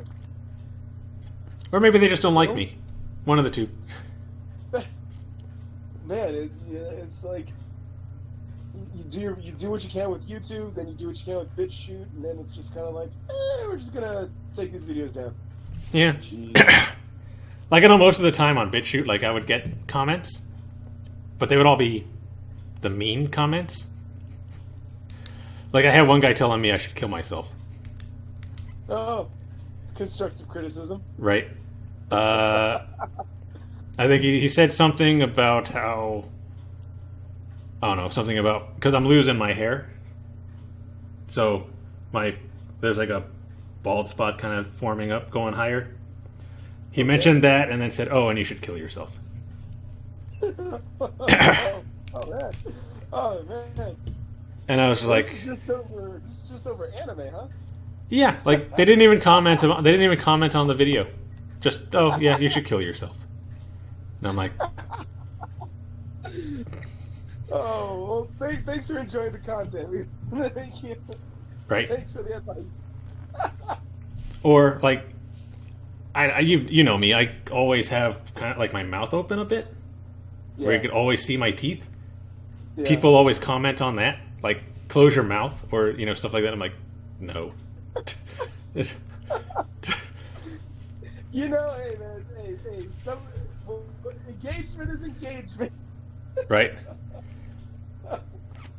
So either I ignore them, like I just ignored the guy who told me to kill myself. I mean, what? No, I'm not going to. You're just going to have to deal with the fact that I'm alive. And the guys with the teeth, I'm just like, no, I won't. It's like I've been doing this like since I was little. It's not something I can just change automatically. Right. Plus, it's like for some reason it's like not comfortable for me to have my mouth all the way closed all the time. It starts to irritate me. That's fair. That's understandable. So yeah. You have. I think is that your quirk? Might be your special ability. Is that you attract people that tell you to kill yourself, just like the Amelia statue guy. Right. Yeah. You're doing your thing, man. You're just minding your own business. You're just trucking, and then it's just so like, hey, kill yourself. Right. It's like you're not even doing anything. You're just like, well, Amelia is a very important character. She adds a lot of motivation for Subaru to improve himself, and although we don't understand why she really treats Subaru the way she does, it's interesting to find out what being a half elf means in this world. Kill yourself. Okay, all right. God. Yeah, and that was over just me saying I wanted to get that figure. You remember that, right? I even showed you the figure that it was. I even pre-ordered it. I'm going to try to find that post again when I get the figure, and I'm going to show me holding it and be like, look, I got it. I'm still alive. Because all I said was, I need the Amelia one, and the guy said, you should kill yourself. It's like, what?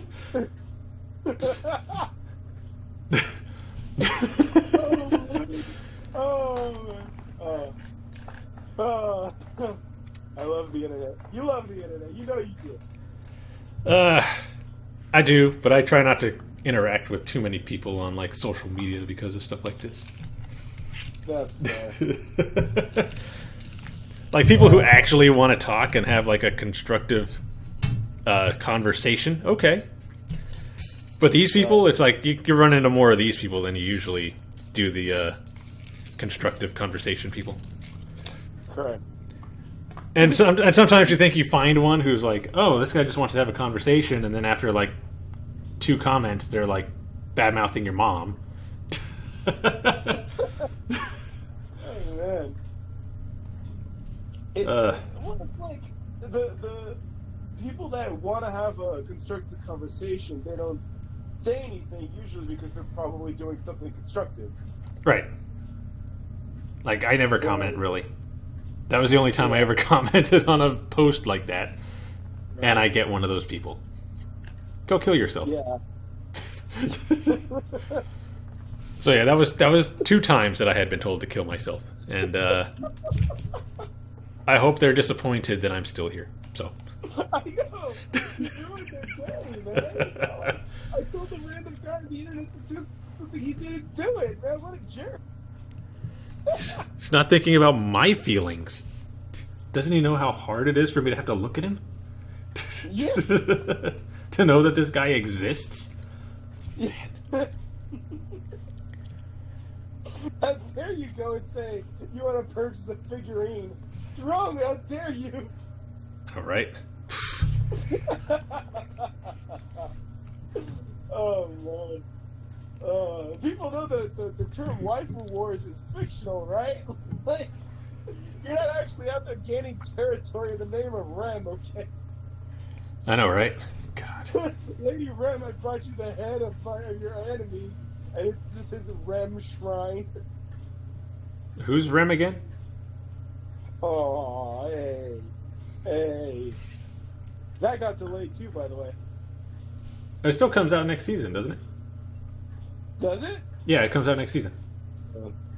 Yeah, there you go. Did you watch the director's cut? No, is it worth it? Well, that line I just said was from the director's cut. Because apparently, after everything that happened at the end of the first season, where he saves Amelia and tells her that he loves her and all that, right? He's telling her, that Rem also confessed to him and said basically the same thing, and then Amelia's like, "Who's Rem?" This was after the whale? Yeah, after the whale. Like, after the whale, like, because remember, he went back a few times when he was trying to beat Betelgeuse. Right. I don't know what happened, but apparently she doesn't remember Rem. So even after he went back and fixed all of that, Rem still didn't come back? Well, I mean, I know she was there because he put her on the carriage with, I guess, the others because she was injured and said that she should go and get healed. And then he went to deal with Betelgeuse. I don't know what happened between that. Like, did they get attacked somewhere and something happened that made them not know who Rem is? Gotta wait till the second season, I guess. Okay. Well, that'll be an interesting conversation when we get there. Yeah. So in the meantime, I guess you gotta ignore all those comments telling you to off yourself. If they do, I'm just gonna say, wait, who's your waifu? Who's Rem? Oh. Do you mean Ram? Joke's on you, I like Ram. Ha ha ha ha. Yeah, I'd be like, do you mean Ram? I don't think there's a Rem in the show. What are you talking about? Isn't there another series with a Rem? Pretty sure there was a series that came out a season or two ago that had a character named Rem. I don't know. I don't think I watched it, but I remember hearing about it. Yeah, no, I just know of the Rem, the Inori Inase Rem. Yeah. Which, Yeah. But Yeah, that comes out next season. I'm looking forward to it. Get more Amelia. Yeah? Yeah. That'll be fun. It'll be fun. More Amelia, more sassy Ram, and whoever that other character is. What's his name? Not Beatrice. Felt. That's her name. Yeah. Felt? Oh, yeah. Oh, yeah. Felt. Oh, yeah. Sassy thief chick. Well, I mean, she's got Reinhardt on her side, so. Yeah. That guy sucks. How do you beat this guy? He's got no weaknesses. Man. Yeah. Yeah, so since we went off on that tangent, I guess I'll keep the FGO talk short. Oh. In a nutshell, like so, Roman and I, we had this conversation before we started recording. Let me back up even further. For those of you that are not interested in FGO talk, once again, thank you for listening. We understand FGO is not your cup of tea, in which case, farewell, thank you. Don't let the door hit you on the way out. No, I'm kidding. Yeah. I'm kidding. But yeah, for the rest of y'all, this is going to be some FGO talk, because it's kind of picking up a little bit, and so yeah, we're gonna real quickly just dissect that, go into it for a little bit. Right. So, okay, alrighty then. So going into that, So basically, because of everything that's going on in the world, they got delayed. They delayed Requiem, just like on the shows that got delayed. So they ended up doing the Gouda Gouda 4 rerun in JP. Then they did the Fate Requiem event, which I thought it was pretty fun. It was like a board game kind of a deal, where it was basically like Monopoly. Okay. So, you land on a space, you roll the dice, you land on a space, and then there's like certain things, like usually it'll be like a fight, or the enemies will have conditions, or it might be like a boss fight against like other characters, but they have gimmicks, so you need to like be aware of that, and it was pretty fun. I don't know much of the actual story per se. All I know is that Aris is kind of salty about everything going on, and Roman has shared a bunch of Aris memes and like fan arts based off the story, so you can kind of figure out what's going on. But yeah, for the most part, Aris is kind of salty, and she seems kind of like an introvert, not really a people person. So a lot of the FGO fandom should get along with her. Correct. That's why they put so many lewd artworks of her. Yeah, you got to loot the 14-year-olds. That's right. Absolutely correct. But yeah, and I thought it was pretty fun. A lot of people were mad, or they got salty because, like, the number one complaint was they kind of let their imaginations go wild, and they thought that all these characters from the Requiem series was going to be in there, and they were like what's his name, like Hannibal. Hannibal. Like what was he? He was Carthaginian, right? Like he was Carthage was what an opposing empire to Rome, I think, right? Yeah, I think so. Yeah. So apparently he's in there, and then they were talking about like Galahad Altar, and it's all like they're talking about all these characters, and then someone comes out, or a couple people came out. They were like, guys, these people weren't actually like fully fleshed characters. They were just kind of like name dropped, like they were just mentioned in passing. Yeah, they were mentioned. Like they didn't describe them. They weren't integral to the story. They just kind of like were mentioned. And that reminds me of like what they did in Extra, because in Extra they were talking, because in Extra everybody's in the same boat, where everybody is a master with a servant. Right. And so they brought up like Achilles, and then they brought up like Buffalo Bill and characters like that, and they never appeared, they never showed up, but they just said, oh, this person could be. and then apparently they even brought up like Longinus, the guy. Oh, this, yeah, the guy at the And spear, right? it's all like, how would you make a character out of that? It's like, what mythology does he have aside from he tested it to see if Jesus was dead? Well, you can give him devil horns and a tail, and no, I'm kidding. Right. Like they do with everything else in Fate, merge him with another mythology Right. to make a character. Right. So they let their imagination go completely wild, and they were thinking the world, and then it's all like, no, it's just an event. There was only It's a different event. There was only a couple of servants that actually came from Requiem, right? Like Dino Waifu and Right. Yeah. So the only ones that were actually implemented in FGO was Voyager, Kigio, I think is how you pronounce her name. That's Dino Waifu. Right. And then Eris, but Eris is another demi-servant, where it's like Mashu. It's like a normal human that fused with a spirit. In this case, she merged with, what was it, Inugami or Inugami? Basically, if you played Persona 4 Golden, the character Marie, her persona, that's who Eris fused with. Oh, she fused with the persona? Yes, she fused with the persona. So we got an inadvertent persona collab, huh? Yeah. Correct. Okay. So, yeah. Persona 3 actually used Greek mythology. As a matter of fact, Mitsuru's persona was literally Penthesilea. Oh, really? Nice. Yeah. And then in Persona 4, they used Japanese mythology. Oh. So, like, in Persona 4, Chie's persona is actually Tomoe Gozen. Nice. Yeah. No Tamama? No Tamama. Wow. No housewife? No Tamama. Man. Sucks. Oh well. Tomoe Gozen's fine, though.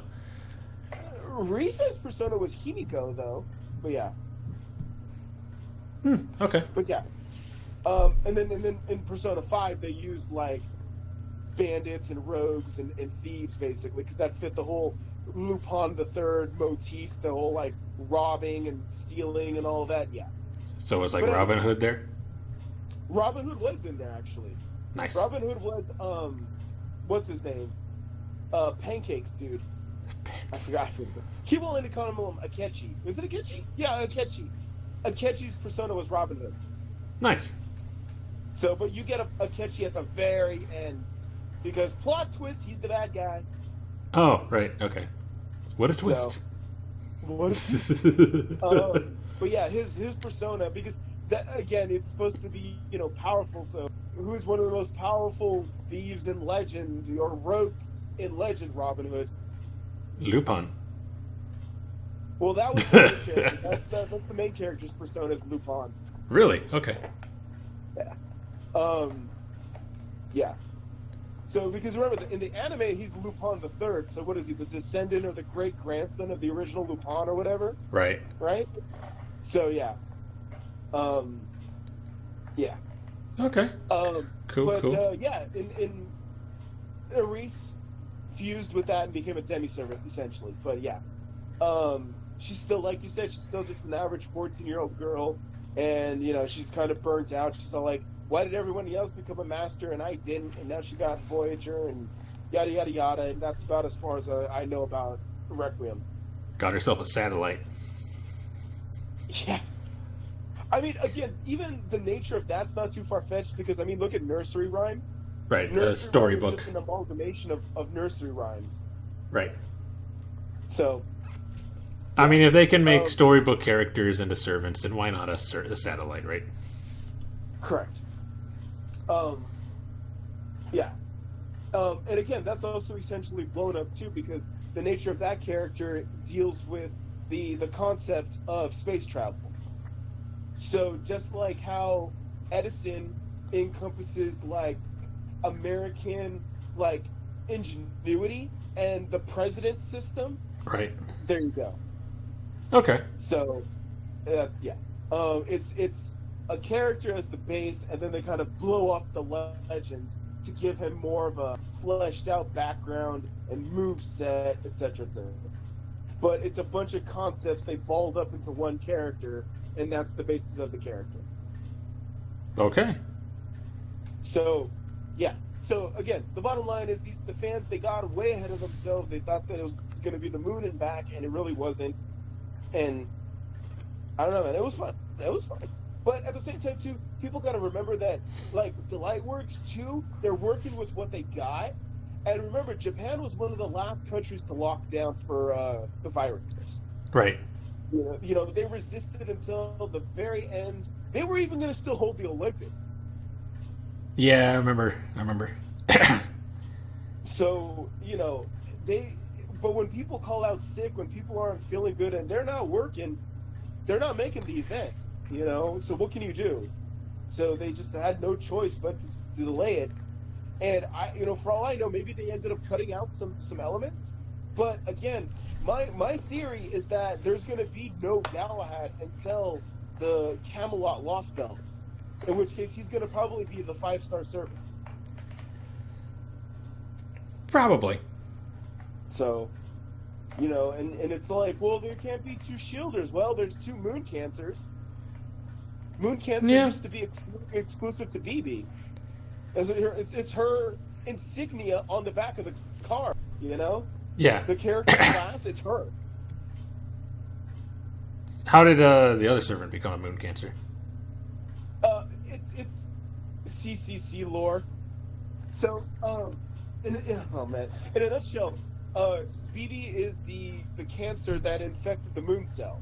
Right. And the Moon Cell is basically the holy grail of the future, of the Matrix. Right. And so Jinako was a hacker, and so Jinako helped hack the cancer, the Moon Cancer, and helped fight back against it. So she's essentially the cancer to the cancer. Ah, okay. So just like BB hacked the Moon Cell, Jinako helped hack BB back, and so there you go. Okay. Yeah. Makes sense. Right, and when you think about it, it makes sense on how they got to that logic, and it's like, yeah, it fits, it works, and it gives you an opportunity to make another character into a Moon Cancer, even though it's all like, well, that doesn't really make sense because that's the whole point of her being the whole thing. Only she can do it. And it's like, well, it's a hacker. If a hacker's good enough, they can do whatever they want and get away with whatever they want, you know? Yeah. So it fits in both ways. But yeah. Yeah. So, yeah, so we can potentially see the another 5-star shielder, and yeah. But so the same thing too is it looks like they're still going ahead with 5-year anniversary in Japan, but like you can't even fly because I've been looking into flights into Japan. There's still a lockdown. Like they're not letting international passengers really come in. Although the flights are still flying, it's like when you get in there, it's like you got to be quarantined for like 2 weeks. Yeah, before you can do whatever you want to make sure you don't have the virus. Correct. And then on top of that, I know you've seen it, but like I still have like 5 boxes just sitting in Japan that haven't been shipped out. I got a ton of boxes just from iCatch. Yeah, mine's all from Good Smile. I got one from Good Smile. I told you the Arturia Lancer. I got there. The rest of it, if I order from somewhere, I just do DHL because they still ship out. Right. But Good Smile doesn't offer that, so. No. So what can you do, man? It's stuck, and they're just, yeah. So, and there's all, like I said, this factored into everything that's going on, and they delayed the event. And even though as of the recording of this podcast, Summer 4 in Japan is getting a rerun, but the thing is like 3 weeks long, and I'm all like, that tells me they're just buying time. Because I don't think any event has been like 3 weeks long. Right. Like most of these is usually like maybe 18 days, like a week and a half, maybe. Yeah. Or 2 weeks, 2.5 weeks. But this is like 3 weeks. And I'm like, I don't think last year's was this long.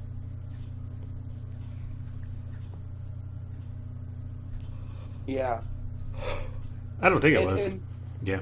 yeah, so the thing about it is, you asked too before we started recording if it was three banners, and now I remember the first picture is actually the cover art of the event. You know, like when you log into the game and you're on the main screen, and it shows like like record or main event, main quest, and then like dailies and all that. That's Right. the cover art for the event. Okay. And then the second one, that's the banner. That's for the females. So that's Musashi Berserker, Carmilla Ryder, and Osaka Hime. Sakabe Hime Archer. Yeah. And then the second banner is the dudes. So it's Merlin, Siegfried, and Fuma, because they all get costumes this year. Ah, okay. So, and then there's going to be a part 2 banner which has the rest of them. So Bunny King, Okita, Jet, and Melt.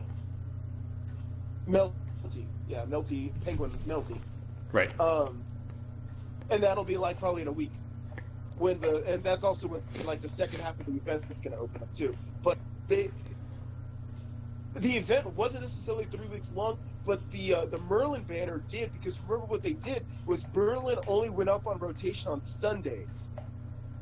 Oh, okay. So they wanted to give enough people a chance to get him. Right, but they still wanted to keep him rare.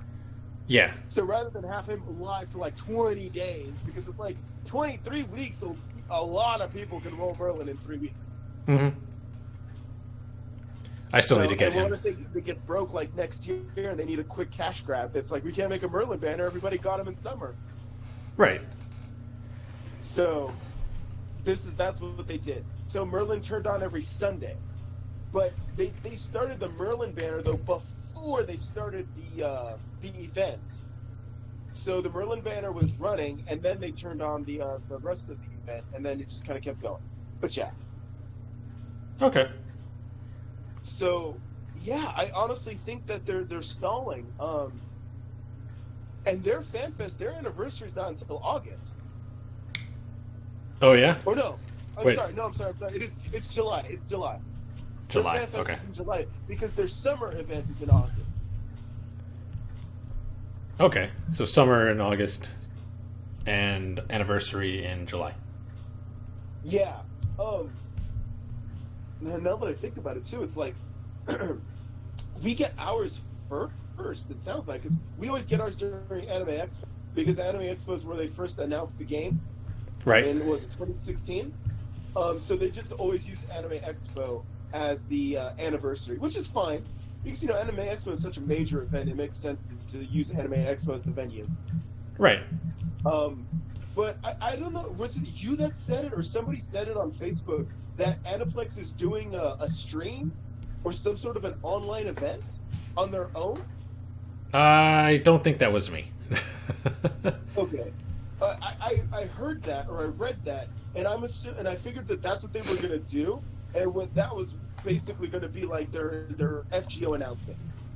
And then they might talk about other stuff that they're doing, like animes coming out and what.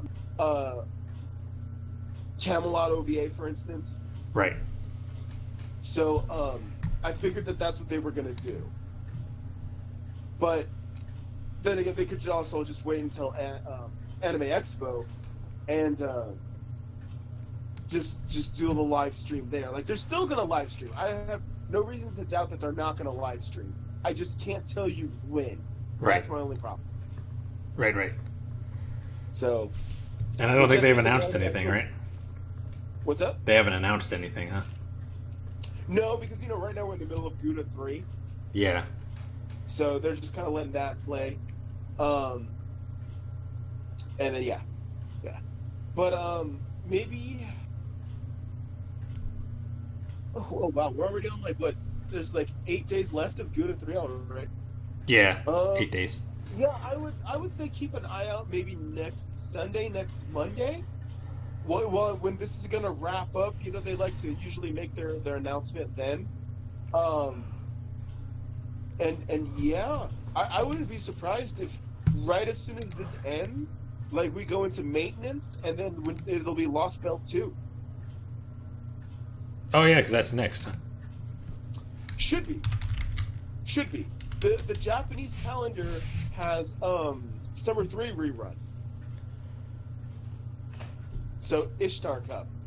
I do need a couple of servants from there. Yeah. And on the JP calendar, Ishtar Cup was opposite of Gouda 3. But because of the nature of our anniversary being Anime Expo, and Anime Expo is always 4th of July weekend, that's why me and like Sober Oni are all saying that, Lost Bell's going to come out, because Scotty's Ascension materials are in Lost Bell 2. So it's going to be like 4th of July comes out, everyone rolls for Scotty. It's like, yeah, I got Scotty, and she's stuck at level 40. Or level 50, because she's a 5-star. Right. So, like, we can't do anything. We need all the items are in Lost Bell 2, and we don't get Lost Bell 2 for, like, another 2 weeks. Okay, so what the the anniversary you said is Scotty, right? Yes, Scotty is the banner servant for a 30-year anniversary. Okay. They got a lot of servants in this. Well,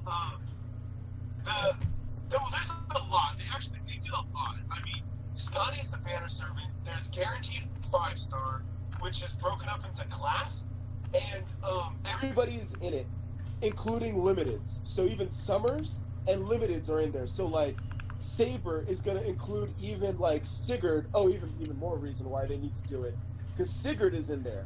Right. Sigurd is the 5-star from Lost Bell 2. So Sigurd is in there. Arthur is in there. Lancers is like Tamamo is in there. And Scott Skatsaha, she's also in there too. And then like the assassin, it's like Osakabe Hime, Gramps, and Shuten are all in the assassin one. Yeah. So limiteds and summers are all in there. That's why I was telling you that I'm eyeing extra class, because everybody's in there. Melty is in there. Jalter is in there. Who I don't actually have. Kiara. Yeah. So at worst, I might end up with a couple of NP3s. At best, I could probably get like NP2 Jalter or just NP1 Amakusa. Hey. Right. Yeah, I was looking at at this thing yesterday on the some website. Like, I'm looking at it now, and I decided that I was going to go for Rider because like I said, I have a 50-50 chance of getting a servant I don't have. Right. Because there's 8 servants here. Achilles, Arturia, Alter, Rider, Iskander, Ivan the Terrible, Osmandius, Quetzalcoatl, Maeve, and Francis Drake. Yep. And I still need Drake, Alter, Osmandius, and Iskander. Yeah, you're saying made Alter, right? Yeah. It says made Alter. I guess from Summer. Yep, summer 2. Yeah. Because if I tried for Saber, there's only like 2 servants that I don't have. And one of them is because he's not out yet. Yeah, Sigurd. And the only other one I don't have from that class is Nero Bride.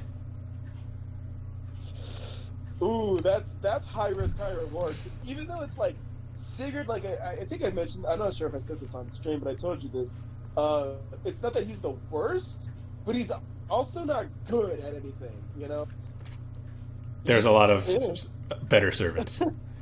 Yeah, but Bride is one of the best. Bride is basically part of the Triforce. You know, it's like Musashi, Okita, and Bride. That's the Triforce right there. So Buster, Quick, and Arcs. Yeah. Okay. Yeah. And what makes Bride even better is all 3 of her skills are targetable. You know. Right. So it's like targetable NP up, targetable attack up, targetable heal, and defense up. With low cooldowns, like 5-turn cool. Okay.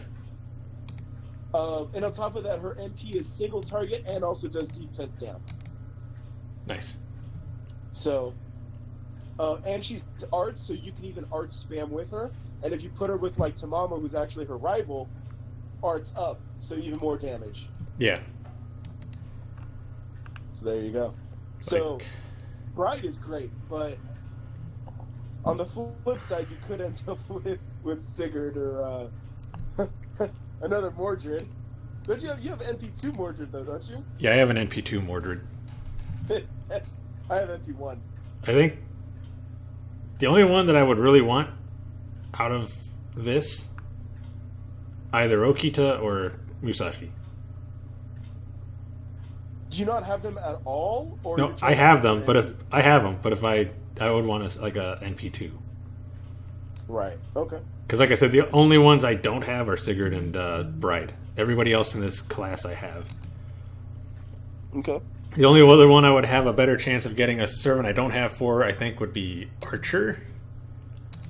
But there's not really anybody here that I want. Like I just got Arjuna, which I wasn't expecting. I don't have Arturia Archer from Summer, but I'm going to try to get her whenever that banner is up.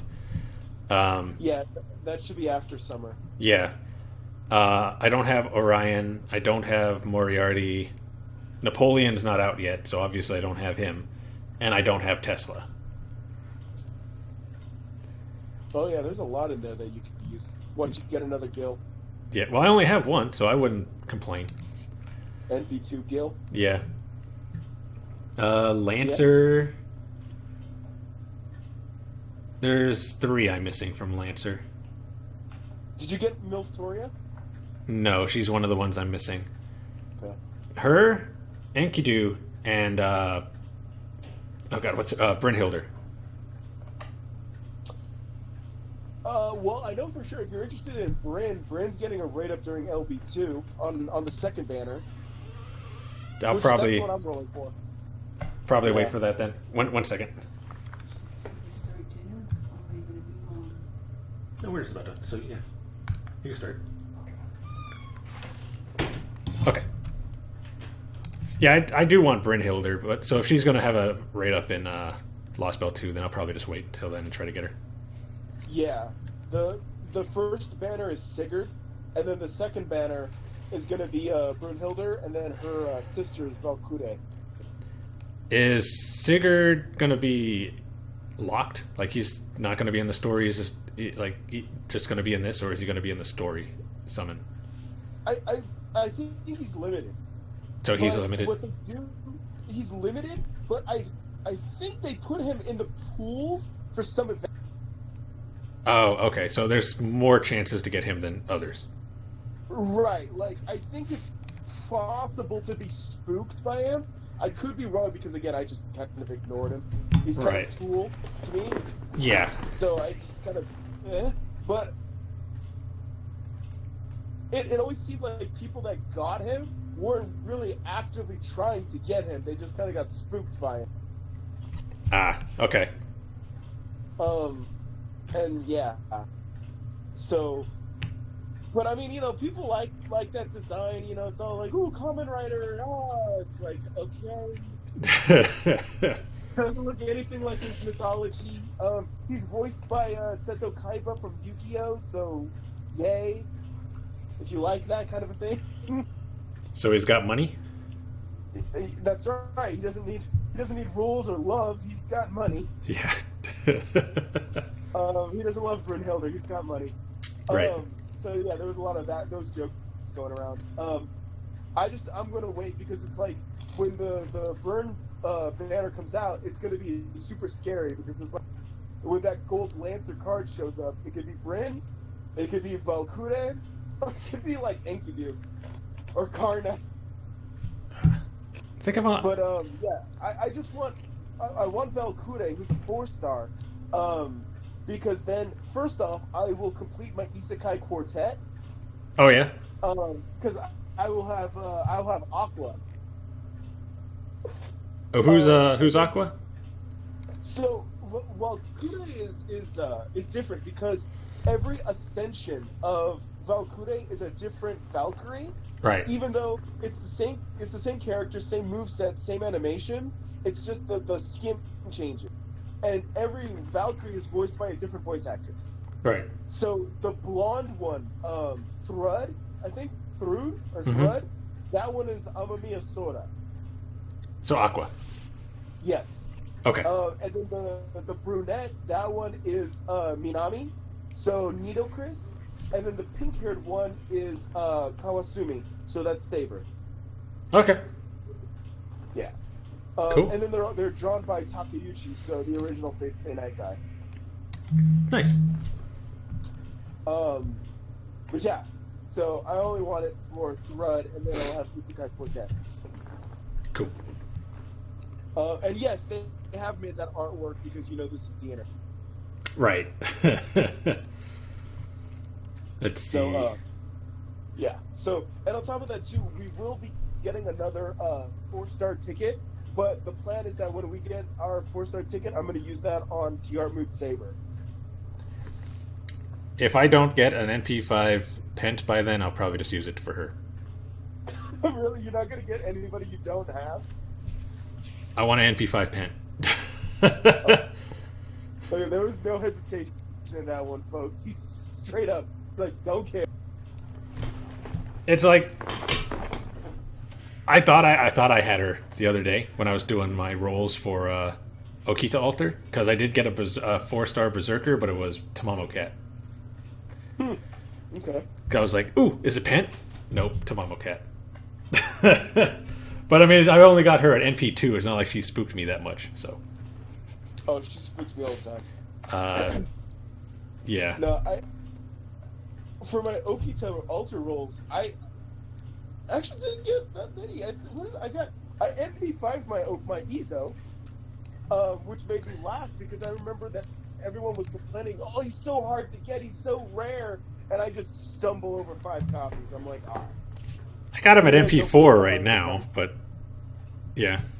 I don't think it was that hard. Not any more difficult than anybody else. Right? He is limited though, so outside of this event, he just doesn't come back. He'll be back in like Boys Day for the Chaldea Boys collection. He'll be there, just like Columbus. But yeah, outside of Gouda 3 and like Gouda 4, you won't find him. Oh, he's in Gouda 4? Yeah, they all come back. Even Okita Altar is in Gouda 4. She has like a rate up day. Okay. So I'm not going to kill myself if I don't get him this time at MP5. I got him at MP4. I think that's good enough for now. Yeah, no. And that's actually fine because when you roll for Gouda 4, well, if you roll, but I think you might because you'll still want CEs to help with the event. Right. So, when that happens, then yeah, there's a chance that he'll come along because you always get 3 stars. So that'll be your opportunity to top him off. Anybody new in Gouda 4? Avenger Nobu. Oh, okay. Is that it? Yeah, because we get Kenshin as our welfare. Kenshin, okay. Usugi, the lush. Right. Yeah. Is that it? I think that's it. Yeah. Yeah, that's. Yeah, because that Nobu has the 3 different versions of the 3 different forms. Avenger Nobu. Right. Mama Nobu, basically. Yeah. Yeah. Yeah, okay. Well, be looking forward to that because I need to get a version of Nobu. I don't have any Nobu. Really? Yeah, I don't have any. If you're rolling for Summer 2 again, here's your chance to get Berserker. True. Yeah, I'm looking through the rest of these class for the lucky Guaranteed bag. 5-star? Yeah, the guaranteed 5-star, and yeah, all the rest of them, I have very low chance of getting a new servant. You pretty much got them all. Yeah, except for like Caster. Well, Caster is still a very low chance of getting a new servant, but because the only ones I don't have from that is Merlin, Ilya, and Scheherazade. So let's see. So Merlin for sure you can get like we just said next year for summer 4, he'll be there. Mm-hmm. So you know for sure he's coming back. Right. Ilya is Fate Prisma is coming back next year. Like not too long into the new what around February or March. So Ilya will come back. Mm-hmm. And that's also when you get your chance to get Miyu. So I mean, I'm gonna be rolling to get Miyu. Right. And I know and Scheherazade's in the story banner, so it's not like I have to rush to get her. Actually, Scheherazade is in everything. She's always in the pool. Right. But if you specifically want, like, you're dying to get her, like me, like I was, we're getting the Kama event not too long after New Year's, and she's gonna be in it with Kama and Kiara. Oh, okay. So, if you just have to get her, then there you go. Well, I don't have to, but it would be nice to have her. You don't want to die without her. Right. And then Assassin class, the only one I'm missing out of Assassin is Cleopatra. Which I was going to try to get when they did Winterfest. Yeah. Oof. They just Big oof. messed me over on that, didn't they? Oh. Yeah. Same with Osmandius. I was going to go for him during Winterfest too, and I couldn't. Writers hate me though. They don't want to. It takes forever for me to get a writer. Yeah, no, Lancers always seem to be the pain for me. Lancers are always a pain. That's why most of my Lancers, when you look at them, they're all NP1 because I'm so done by the time they show up. I'm like, I don't care. I'm done. Over with you. Right. Except for Tamamo. Tamamo is all like, oh, you're a Nero fan? Time to show up 3 times. Gotta outshine Nero. You got Nero at an NP5 though, so right? The summer one. Yeah, Kester, because that was pure willpower. Because, like I said, I gotta represent, man. I have to show off my waifu. So, there's guys out there that NP5 like Jalter. You're right. And I'm all like, they show off the loyalty. So I'm like, you know what? I'm gonna do that. I'm gonna show off my loyalty. So, yeah, I'm NP5ing this. I'm 10-10ing this. I'm feeding 2,000 foe. Let's go. So I'm all like, I'm doing it right here. I'm doing it. And what sucked though was I was like, I even put myself on a limit though because I was going to Evo. Right. So I was like, well, I can't spend all my money. I gotta go to Evo still, Yeah. But fortunately it worked out. I was still within budget. Yeah, I NP5. I MP5 Fran Saber, I MP5 Nito, and I MP4 Zerker Nobu. Wow. And then I was like, should I just top off Nobu? And I'm like, nah. And funny enough, Zerker Nobu is actually in the pool for Gouda 4. So while I'm rolling for Avenger Nobu, we'll see if I can just get my last copy of Zerker Nobu then. Right. So that would be nice. Let's see. Other than that, Berserker class, I have everybody. I have all of them. You have Kualter? I have Kualter. Nice. I think I got him in I forget what banner, but he just showed up, and I was surprised. I think it was during was it White Day? Was there a banner for White Day? There was. It was the Arthur banner. Yeah, I think he showed up then. Oh, nice. And extra class, there's only a couple I'm missing. Hokusai and Dante's. Those are the only. Would be nice. Those are the only two I'm missing. Dante's will be up, which is funny because unlike the Merlin banner, the Dante's banner will actually be running the entire time in Summer 3. Oh, yeah? Yeah. So this year? So there's going to be Banner 1, which is going to have the first set. What's the first set? Oh, God. John John Swimsuit, Ushi, and Maid. That's the first set. And then the dude set is going to be Dantes, Kazgil, and Robin Hood. Okay, we'll have to try to get Dante's. Yeah. And then you got to save your quartz because on the second banner is going to be Summer BB, Mysterious Heroine Double X, and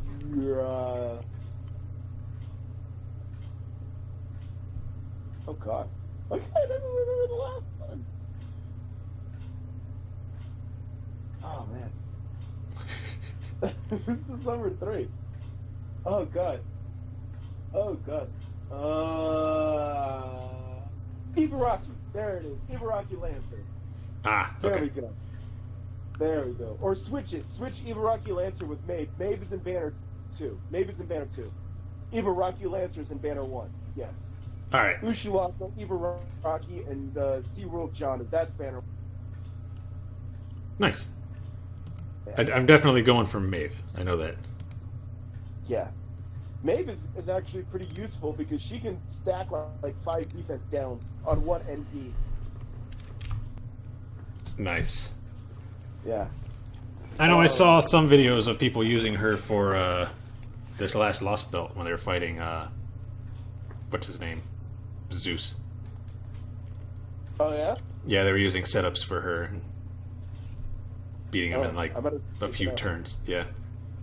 I was trying to roll for double X, and I ended up with NP2 Maeve, and I was like, okay, I'm done. Because it's like double X has like, every one of the more skimpier outfits and all that, so it's all like, all right, cool. But in terms of her actually being a foreigner, they're all like, yeah, she kind of sucks. But we like her design, so. Right. The So, Gundam, yeah. And it's like, those are like the ones that get cosplayed the most. It's all like Double X, SeaWorld Janu, Jerker, and then probably like BB. Those are the ones that get cosplayed the most. Well, they're easy. Correct. Yeah. BB, even though that ability to lock the cards, that's kind of useful. It can be useful. I think what makes her fun is more so just her voice lines. Right. When she actually says BB-chan in Hawaii. Yeah. Nice. And then she actually plays basketball. Basketball? Yeah. She actually like dribbles the ball and slams dunk on the enemy. That's her animation. Nice. Yeah. Because it's like, so her first 2 forms are basically like the Gyaru. So she's tanned, and then that's the purple top with the leather shorts. Right. And then her second form is the more like street style, the more street urban with the yellow hoodie.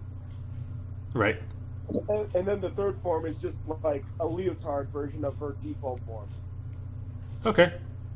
Yeah. Nice. So all 3 forms are basically cosplay. Yeah, I gotta get BB too because I don't have a moon cancer at all. Dude, funny enough, that's what happened. I was like, I botched the CCC event at JP. I ran out of time and couldn't finish it. I got all the way to the Kiara fight, couldn't finish it. And then again, I was rolling for Heroine Double X. I ended up with BB. Oh, hang on. Hang on, they're calling me right now, so hang on real quick. Hang on. Okay. Pause. Yeah. Yo, you still there? Yeah, I'm still here. All right. Can you hear me? Yeah, I can hear you. All right. So that was actually completely unrelated, but yeah, I'm ready to jump back in and wrap up. Okay. Yeah. All right. So yeah, we got a lot of stuff coming up. All right. Can you hear me? Yep. All right. Ugh. Just let me know when it's back on. Oh, we're good. We're good to go. Oh, okay. All right. So yeah. So yeah. Summer 3. Good stuff. Yeah. A lot of good servants coming. Yeah. And I think we've been over this before too, where it's like the year 3 servants are some of the more unique ones that aren't as straightforward as some other characters, where they have some of the most interesting gimmicks. But like you said, in instances like the Odin or Odin, Zeus fight, it's all like people don't tend not to like really use them. It's like, how many boss fights on YouTube do they ever use like Assassin Ushi for? Right. I don't think I've seen any. But I love Assassin Ushi. I think it's hilarious. I think they turned her into a Tengu, like right? A Japanese a demon, wind demon, Yeah. I think that. So, yeah. And what's also funny too is you tagged me in the comic with Aris, where Gudako is harassing her, and she's like, "What are you wearing? A fundoshi?" And Tengu Ushi actually wears fundoshi. Oh yeah. Nice. Yeah, it's yeah. Yeah. It's great. It's great. And all previous year summer servants do get like boosts, but it's like only the year 3 servants are the ones that get like the major boost. Oh really? Yeah. So if you have any of the old summer servants, they all get kind of boosts, and they'll all help you with like farming and whatnot. But the summer 3 servants are the ones that get like the maximum boost. But everybody gets a kind of a nod if you have previous summer servant. Okay. Yeah, and I'm trying to think too. This one is going to be a long, involving event because there's 3 ladders, and there's like multiple endings, and there's like 10 endings or 12 endings, and it's all based on like where you're at on your ladders. Okay.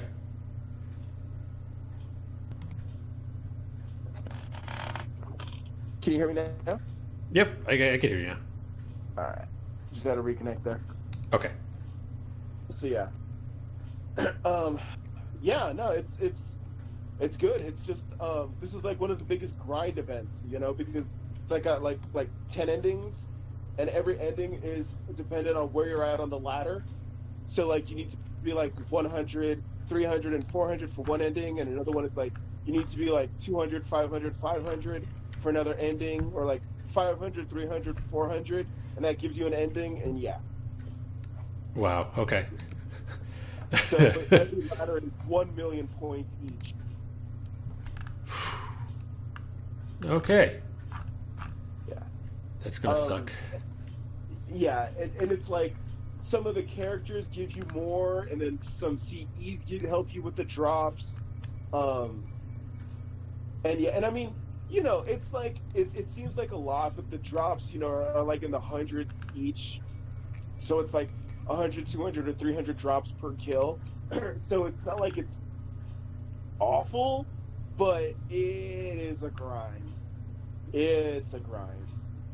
On the flip side, though, like I think I might have mentioned this like almost a year ago now, but I think I pointed this out, that I think because you consume so much anime and manga, that you would actually kind of get some of the jokes, because you're making mangas, right? And then the manga they make like spoof other like series and whatnot. So like one of the mangas you make is like a Gundam Macross kind of a manga. Another one is like super burn up fight, and it has like Martha as like this martial artist in the tournament. Nice. One of the other ones is Anastasia-san ramen daisuki. Mrs. Anastasia loves ramen. So basically, Koizumi-san loves ramen. Koizumi-san ramen daisuki. Yeah. And so, I tried to find where the actual manga cover that they spoof, but it's not really like a cover, but they obviously just ripped off the name. And I was like, that's so funny that they just did that, because it was like the same year the anime came out, and I was like, is this an old show? And it was like, yeah, the live action of Koizumi came out in like 2013. So it was like Ramen Daisuke Koizumi-san was like, is an older title, and they just decided to spoof it. Yeah. And then they spoofed We Never Learn, where Yeah. it was like the morons are the Chaldea 3, so it's like Kiyohime, Serenity, and Raiko. Oh, I'm actually looking at that one right now. Yeah. We can't summon. Yeah, we can't summon. It's actually not Serenity. It's Ereshkigal. Oh, there you go, Ereshkigal. There you go. I'm so used to just seeing the 3. It's like, oh yeah. But they are correct that Ereshkigal is kind of a moron, so hey. Yeah, definitely. Oh god. And then the Zootopia one. Well, I guess now, I'm sorry. Let's talk 2020, 2019. Sorry, Beastars. Beast. Oh, they do Beastars. Where is that one? That's the Jack the Ripper one, where they're all furries.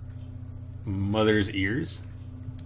No, it's like Jack's Adventure in Wonderland or something.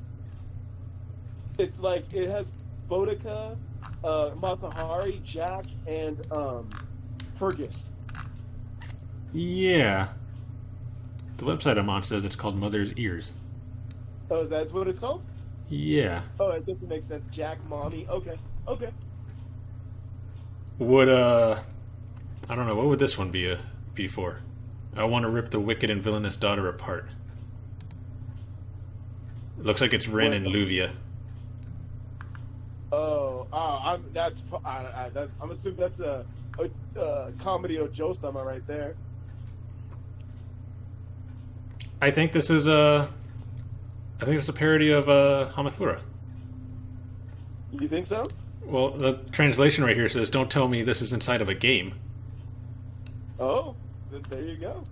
So maybe? It fits. I'm sure that Reddit is gonna break this wide open, and they're gonna give you all the parodies.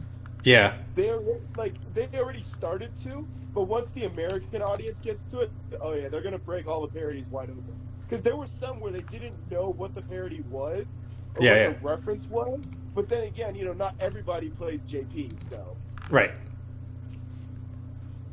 So once they get it in USA, they're gonna blow it all open. Right. I have to look at these too. To see what the Martha one looks cool with Ushiwaka. Right? The Martha one looks legit. Oh god, that's gonna be fun. Getting those. Yeah.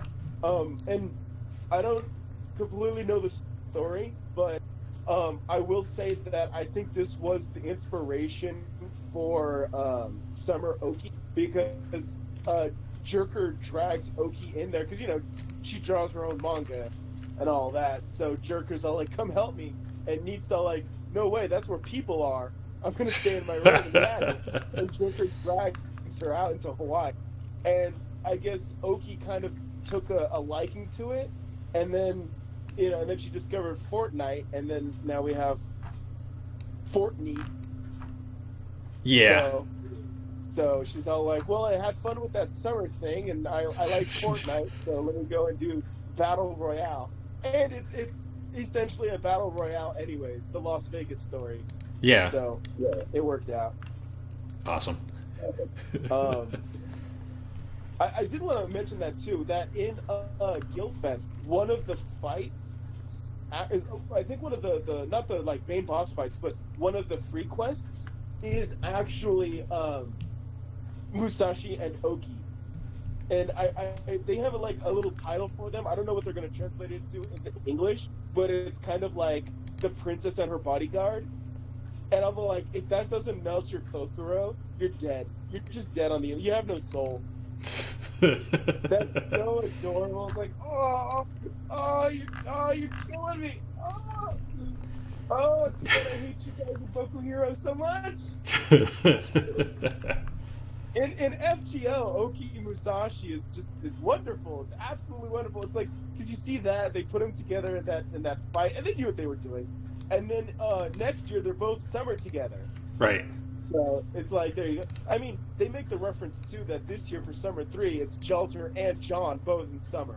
So there's that too. But next year, Sushi and Oki are both joined summer together. So yeah. Nice. Yeah. A lot of good servants coming up. Yeah, it's one of those things, like I said, when you follow more in depth and you catch all the the relationships, it's like paying fan service and homage to it. But yeah. Right. And again too, I tagged you in that meme where it's all like, the actual story in FGO is all like, we must save the world, and then it's like you get to an event and it's all like, we're dumb, let's make manga. Right. But that's what's great about the events. They can just do whatever they want, make it fun. Yeah, because the Summer 4 is basically like the duels of the Seven Swordsmen. Like Shimosa is except in Las Vegas. Which one? The next year, Summer 4. Oh, it's in Las Vegas. Oh yeah, that's right. And yeah, that's why it's all like casinos and all of that, and just like showgirls. That's why Melty is a showgirl. She does like the Penguin show because Vegas showgirls. Yeah. So, but yeah, and I think that Summer 5, I think one of them might be Okita Alter, because she has that line where she sees Zerker Nobu. And she just mentions that. She's all like, oh, well, I would like to be a summer servant too. And then obviously last year we finally got Jet Okita, so I think Okita Ultra is coming up. Yeah. But then, I mean, that was always a running joke ever since like third year is, when's Okita, when's Okita, when's Okita? Well, here you go. You have Aoyuki. What's up? I said, well, here you go. Here she is. Yeah. Yeah. Well, at the one of the shows last year before the summer announcement came out, she hammed it up too because Aoyuki was like, "Oh, give Okita a swimsuit." Everyone's like, "Yeah, listen to Aoyuki." And keep in mind, she had already recorded the lines. Yeah. So it's Aoyuki, you tease, you liar, you keeper of lies. But she's kayfabing it, man. She's keeping it, Yeah. But yeah, so. Yeah, I'm not gonna be surprised. I think it's gonna be Kiara, Ereshkigal, and Okita Alter. I think those are gonna be at least some of your summer servants. I also have a strong feeling it might be Anastasia. Okay.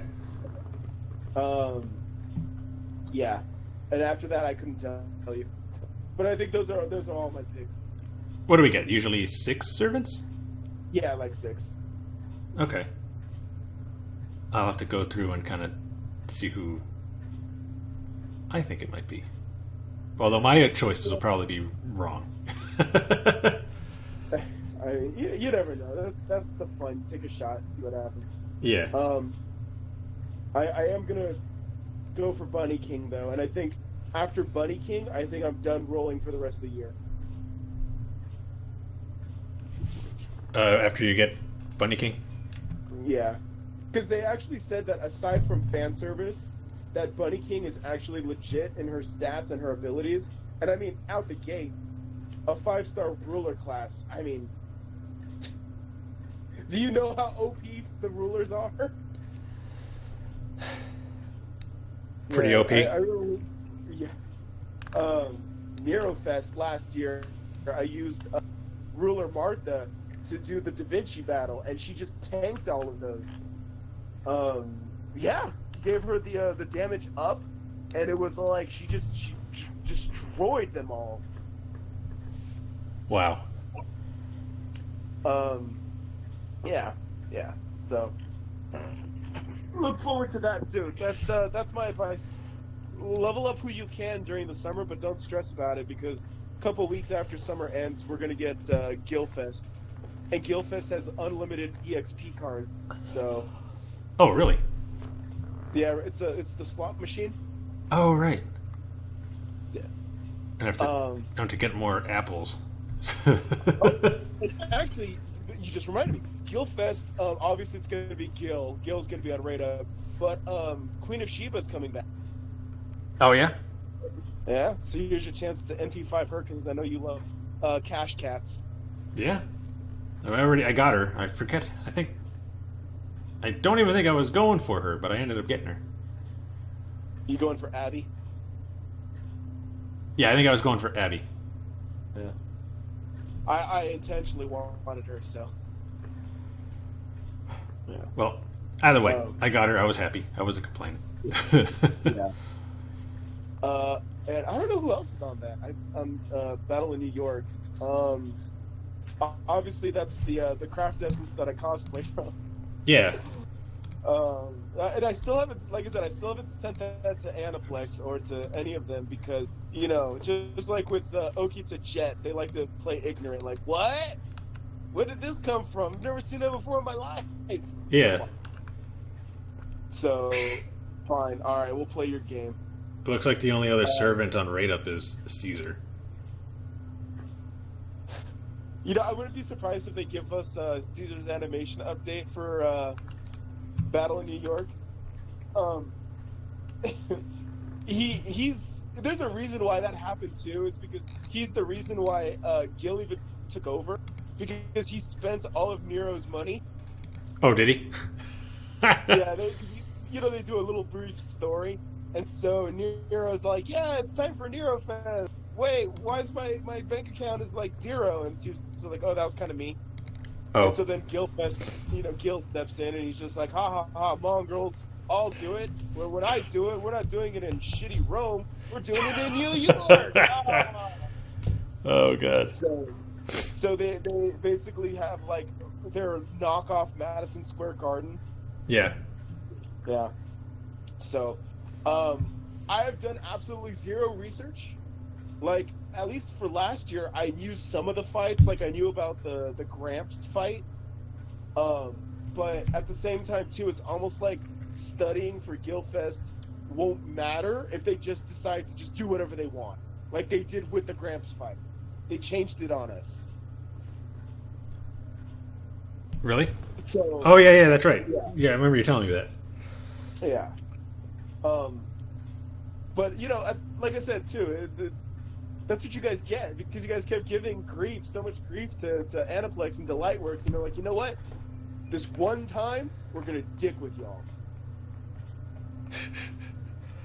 I'm so sure it's they all will. like, you know, you guys had it coming. You guys were acting like spoiled brats, so they dicked with you. You deserved it. Yeah.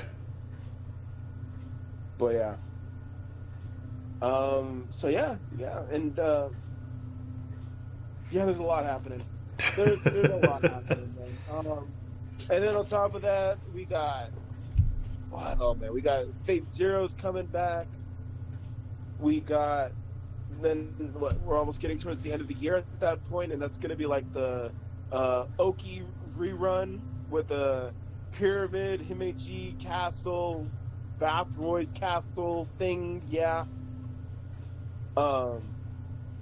That, and then we got Oniland. Yeah. Yeah.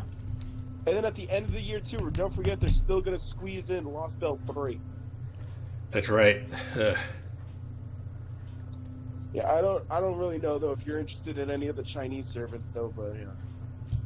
I don't even think I know who's in Lost Belt 3. Liang Yu One-chan, Mothman, Angry Man Horse. I don't know about that one. That one's weird looking. And Consort Yu, the one that looks like Saki from that Dojin Emergence. Ah, okay. That very bad, awful Dojin that no one should ever read, unless you're a terrible person.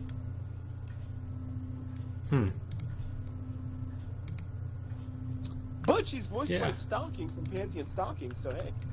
Nice. Haven't seen her in a while.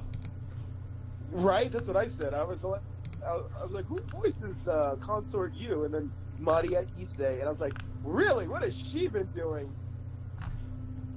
Nothing. Man, I forgot. Oof, that's a blast from the past. Right? Man. But yeah. So yeah, and then like I said too, you get a 4-star ticket, but it sounds like you've made up your mind, so yeah. Yeah. Yeah, it's kind of like summer, and then there's gonna be a break. I might roll Gilfest a little for maybe like 1 or 2 of the CEs to farm a bit, but not gonna go too ham. Right. Because it's not like I really want Gil. Don't need him. I have Ishtar. Right. Ishitonai from Oniland is actually pretty good. Art's single target alter ego. I mean, she's a lowly, so there's a particular guy that we know of that might be happy. But she's really, actually, really, really strong. I got her on my JP account, and she's carried me a lot. She actually, crit really hard. She has invincibility for survivability, and a battery, and an arts like mana burst, where it powers up her arts. So, yeah. Nice. So she hits hard. She can NP loop, and she has survivability. So she's actually really, really legit. It's just her only downside is that she's a lowly. Right. Usually, But, there's yeah. usually one thing. That's a pretty big thing, though. Yeah, but she's strong. She's fierce. So, yeah. Well, she's got to keep those looters at bay. So Yeah. just head pats here, okay? Nothing else. Yeah. Correct. Unless you're Yeah. Jan Alter Santa Lily, and then she just punches you for trying to head pat her. Correct. Correct. You ain't getting this head pats. Yeah, and so that's basically it. Like I said, it's we're getting in now that we're in like the second half of the year, more or less. It's gonna start picking up in terms of FGO USA. We're gonna start getting the more interesting events. FGO JP though, since the virus kind of altered their programming, I don't know what's gonna happen. Like I said, when things hit the fan for them, the first thing they did was that Gouda 4 rerun. So it was a rerun. Right. And then it was a new event that, kind of came and went, and who knows. And then another rerun. So I don't know what to tell everybody, This Summer 4 might just be killing time until they do the anniversary, the 5-year anniversary. Right. And then at the 5-year anniversary, hopefully they'll have their agenda and their employees will be healthy and safe to return to start making some new content or get back to work making new content. Right. But we don't know that certainty, so it's hard to say what's going to happen. Yeah, it's all up in the air right now. Yeah. But us on the USA side, we got some stuff to look forward to. Definitely. And yeah. And then on top of that, in the Halloween at Oniland for this year's Halloween event, you get more redrop artwork, and I know that you got your redrop art books. So Right. I was going to order more because I got to get the rest of them. This is the year we get Royal Icing, that one with Miltoria Alter in the sky blue negligee. Right. The one that drove everybody insane and made all the thousands and thousands of fan arts. Yeah. Yeah. Yeah, that's free, by the way. That's not even paid gotcha. That's an event CE. Right. And it's actually, even outside of the event, kind of has practical uses for art servants. I use it all the time in JP, actually. So it's pretty good. I think so. Especially since I'm free to play on JP, so I'll take whatever help I can get. Yeah, I find it pretty useful. Okay. So, I guess to kind of wrap it all up, because I think we've pretty much explained for the rest of the year. Yep, basically. I was on Sober Oni's YouTube stream on Saturday, and it was pretty funny because he started talking about like FGO dojins, and he was all over the place, man. But you know, he's good peeps. Right. And I know for sure I link you to all of his like character reviews and all of that, and his event reviews because he's pretty thorough. Yeah. YouTube took down the stream. Oh, they did? Yeah. So not when it was live, but I guess you know when you're done streaming, it just kind of saves it. Yeah. On your channel, so people could just go back and watch it. Yeah. They took it down. Inappropriate content. Why? Because he was talking about the dojins or something? That's what I said. I tweeted back at him. I was all like, GNA game reviews or GNA servant reviews, circle, okay. GNA dojin reviews, X. Wow.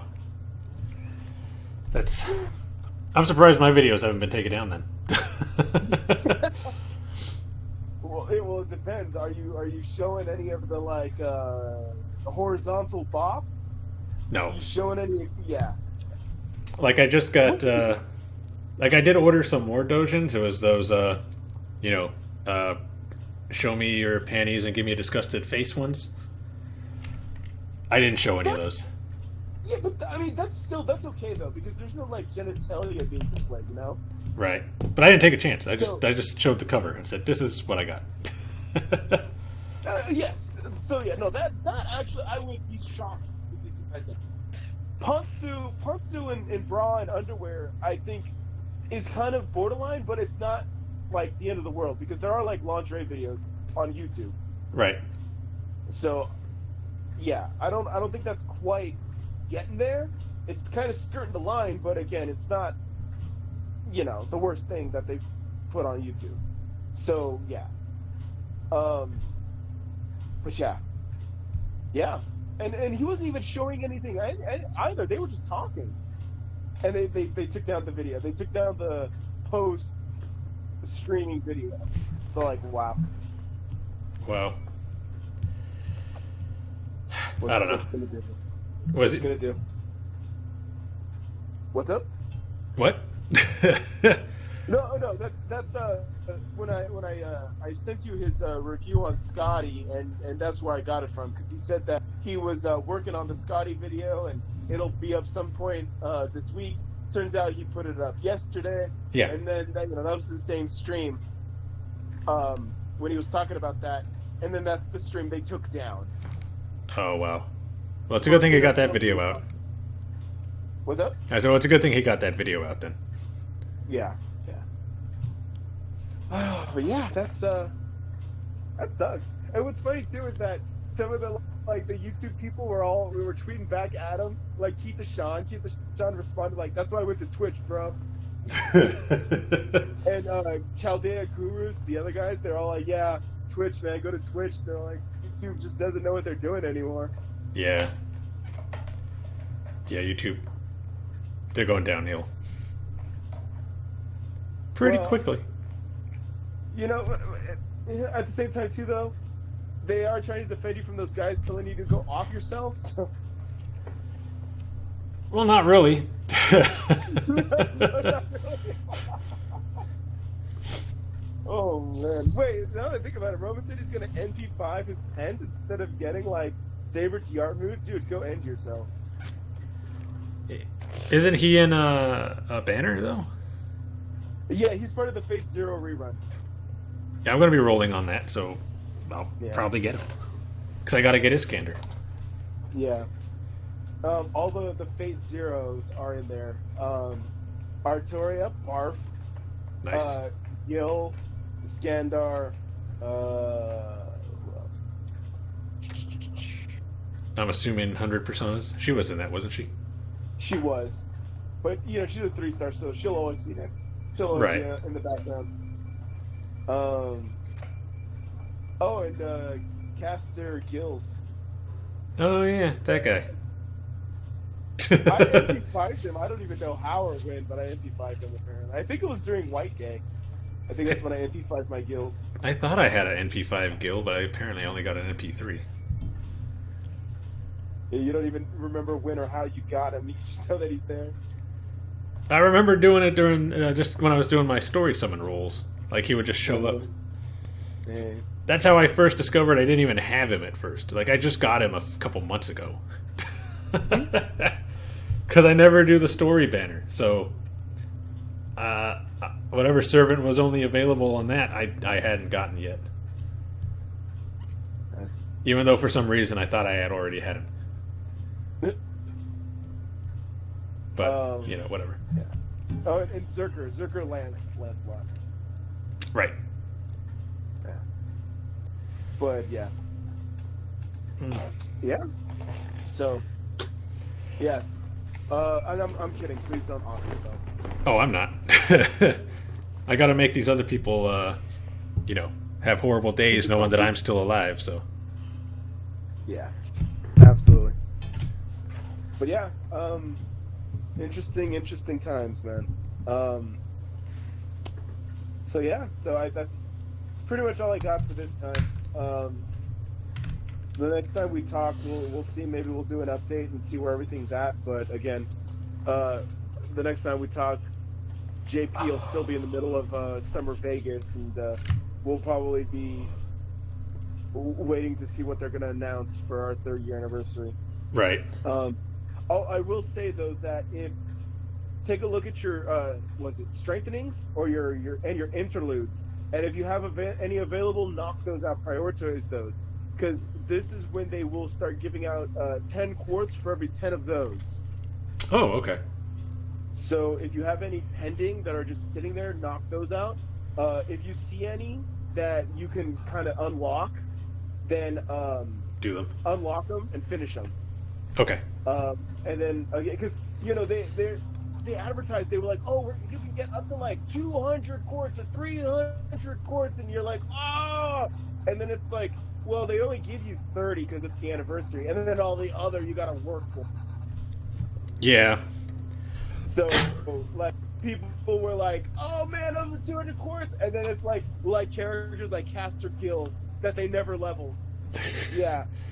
But his interlude or his strengthening goes towards those 200 quartz. Wow. So then they gotta sit there and level him up, and then get his bond up to 5. And then do the actual events or the actual quest line, and then you can kind of inch your way towards 200 quartz. Right. But you have the advantage of foresight, so bond 5 as many people as you can, do as many strengthenings as you can. Eventually, they're going to give 10 quartz for every free quest. So for every 10 free quests you complete, you'll get 10 quartz. So if you have any free quests, knock those out too. And those do apply for main story, Epic of Remnant, and Lost Belt. The only ones I have left over are the Lost Belt. I've already done everything else. There you go. So yeah, so you got some homework to do. Nice. Like I said, go through your list, see who you can, whose interludes you can unlock, whose strengthenings you can unlock. If you have any characters that you like, probably prioritize those. It'll make it easier. Right. I mean, I even did like Come Hail, Fionn. I even did his, because I'm all like, I don't like you, but you're giving me quartz, so I'm just gonna do this. I'll put up with you for this short amount of time. Correct. Correct. If there was a way that I would have stumbled into a Saber D'Art mood without having to use my ticket, I would have used my ticket on Gawain. Oh, really? I can't stand Gawain. But Gawain, was it next year, I think, or this year? I think next year. He actually gets a strengthening. Okay, that makes him better? Or do they just give you a quartz?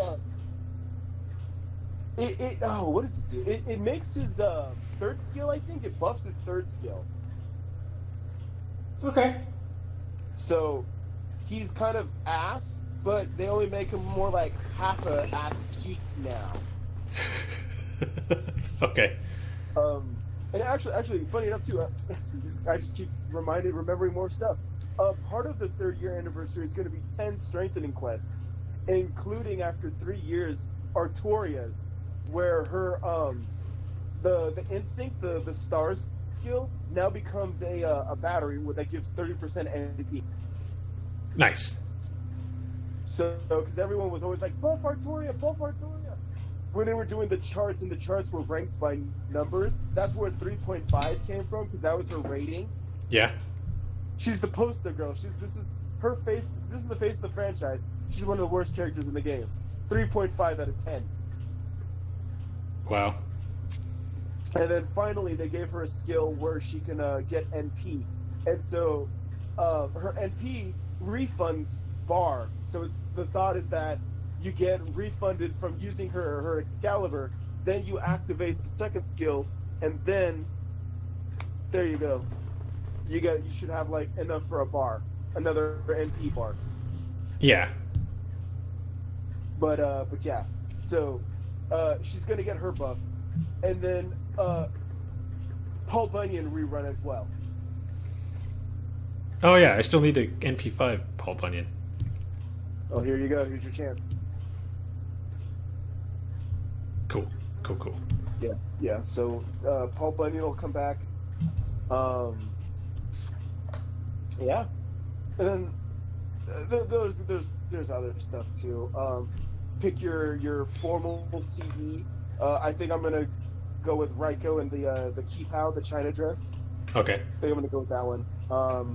But there's a lot actually. The Nero one looks good. Oki looks good too, surprisingly. Yeah. So check that out. See which one you like. Yeah. Cool. And then, other stuff, login bonuses. There's going to be stuff in the shop for mana prisms, blah, blah, blah, blah, blah, blah, blah. So, yeah. But I think for now, outside of the events and Lost Veil 2, any strengthenings, any interludes, knock those out. In your case, if you have free quests, knock those out. Right. Obviously, prioritize the event, because that ladder gives you a bunch of stuff, gems and all that stuff, so prioritize that. And then if you get done, farm. Gotcha. Yeah. That's it. That's all I got. I think we've talked about everything for the next 2 years. We're good to go. All right. Cool. So yeah, I don't really have anything else. So Yeah. I guess that'll be it for this episode. Yeah. Yeah. So I don't know how many of you have your cities or what your states opening up from the coronavirus now. I know California is doing it slowly. Correct. I'm still out of work because of it, but still. I'm just going to have to try to find a job now. I think. Yay. Whatevs. But hope you all are still staying safe out there, not doing anything stupid. Right. And yeah, we'll see you for the next one of these. So yeah, we got some animes wrapping up. What else we got? We got Tower of God going on. We got what else? We got Bang Dream. right, Princess Connect. Which I curse you. I curse you for getting me on this Bang Dream. Now, like, I come into work on Thursdays, and I'm actually watching Pico at my cubicle on my desk. So now I'm like, Roman, he didn't send me down the rabbit hole. He kicked me in this bitch. It's like, get down there. Yeah. I was like, so I'm sending him Miku Ito pictures now. Or Yeah. Ito Miku. Eventually, I'll start sending you all the pictures for the ships. Jeez. Because there's a lot. All right. But yeah, we'll come back. We'll review. I don't know when's the next time we're gonna do an FGO update, because, like I said, I think outside of USA, we're gonna be in a holding pattern for a while. Yeah, pretty much. But yeah, maybe around the next episode, we might start seeing some of these shows even end. So we might need to start talking about what we're looking forward to in the summer season. We're already in summer, dude. I know, right? Man. Despite the fact that we've been locked in our house most of the year, it's going by pretty quick. Right? I told my mom that. I'm like, Mom, I want to go back to Japan, but Japan's not open, so where am I going to go? Just go to San Francisco. It's just as good. just as locked down, too. Yeah, right. But yeah. So yeah, we'll keep you guys posted. We got some work to do. Like Roman said, stay safe, be good, and we'll see everyone on the next one. Yep. See you all in a couple of talk to you all in a couple of weeks anyway. All right. And Roman's gonna put more videos up. Yeah, I'm still working on some of the subtitles for some of them, so they're coming just slowly. So, and I do have a request. One final thing: if Right. you are gonna tell Roman to go off himself, at least do it in the best possible way. I do want to see these, but make it inventive, make it fun, make it entertaining. At least if you're gonna be able to like go off yourself, like make it good, make it worth our while. That's what I'm saying. That's what I'm saying. Come up with a better way of saying it. Yeah, I'm not saying don't say it. You can tell, but make it cool, man. Come on, let's make it hype. That's all I'm gonna say. Yeah, exactly. Maybe maybe you'd be the one to actually do it. Who knows? So he won't acknowledge Bren, but he might off himself. So make your Exactly. If you say it poetically enough, who knows? Either off yourself or say you love Ren. Well, world, it was nice knowing you. Yep. I love Amelia, so yeah. Rem who? All right. Okay, so talk to y'all later. yeah, we'll talk to you next time. Bye. Take it easy, guys.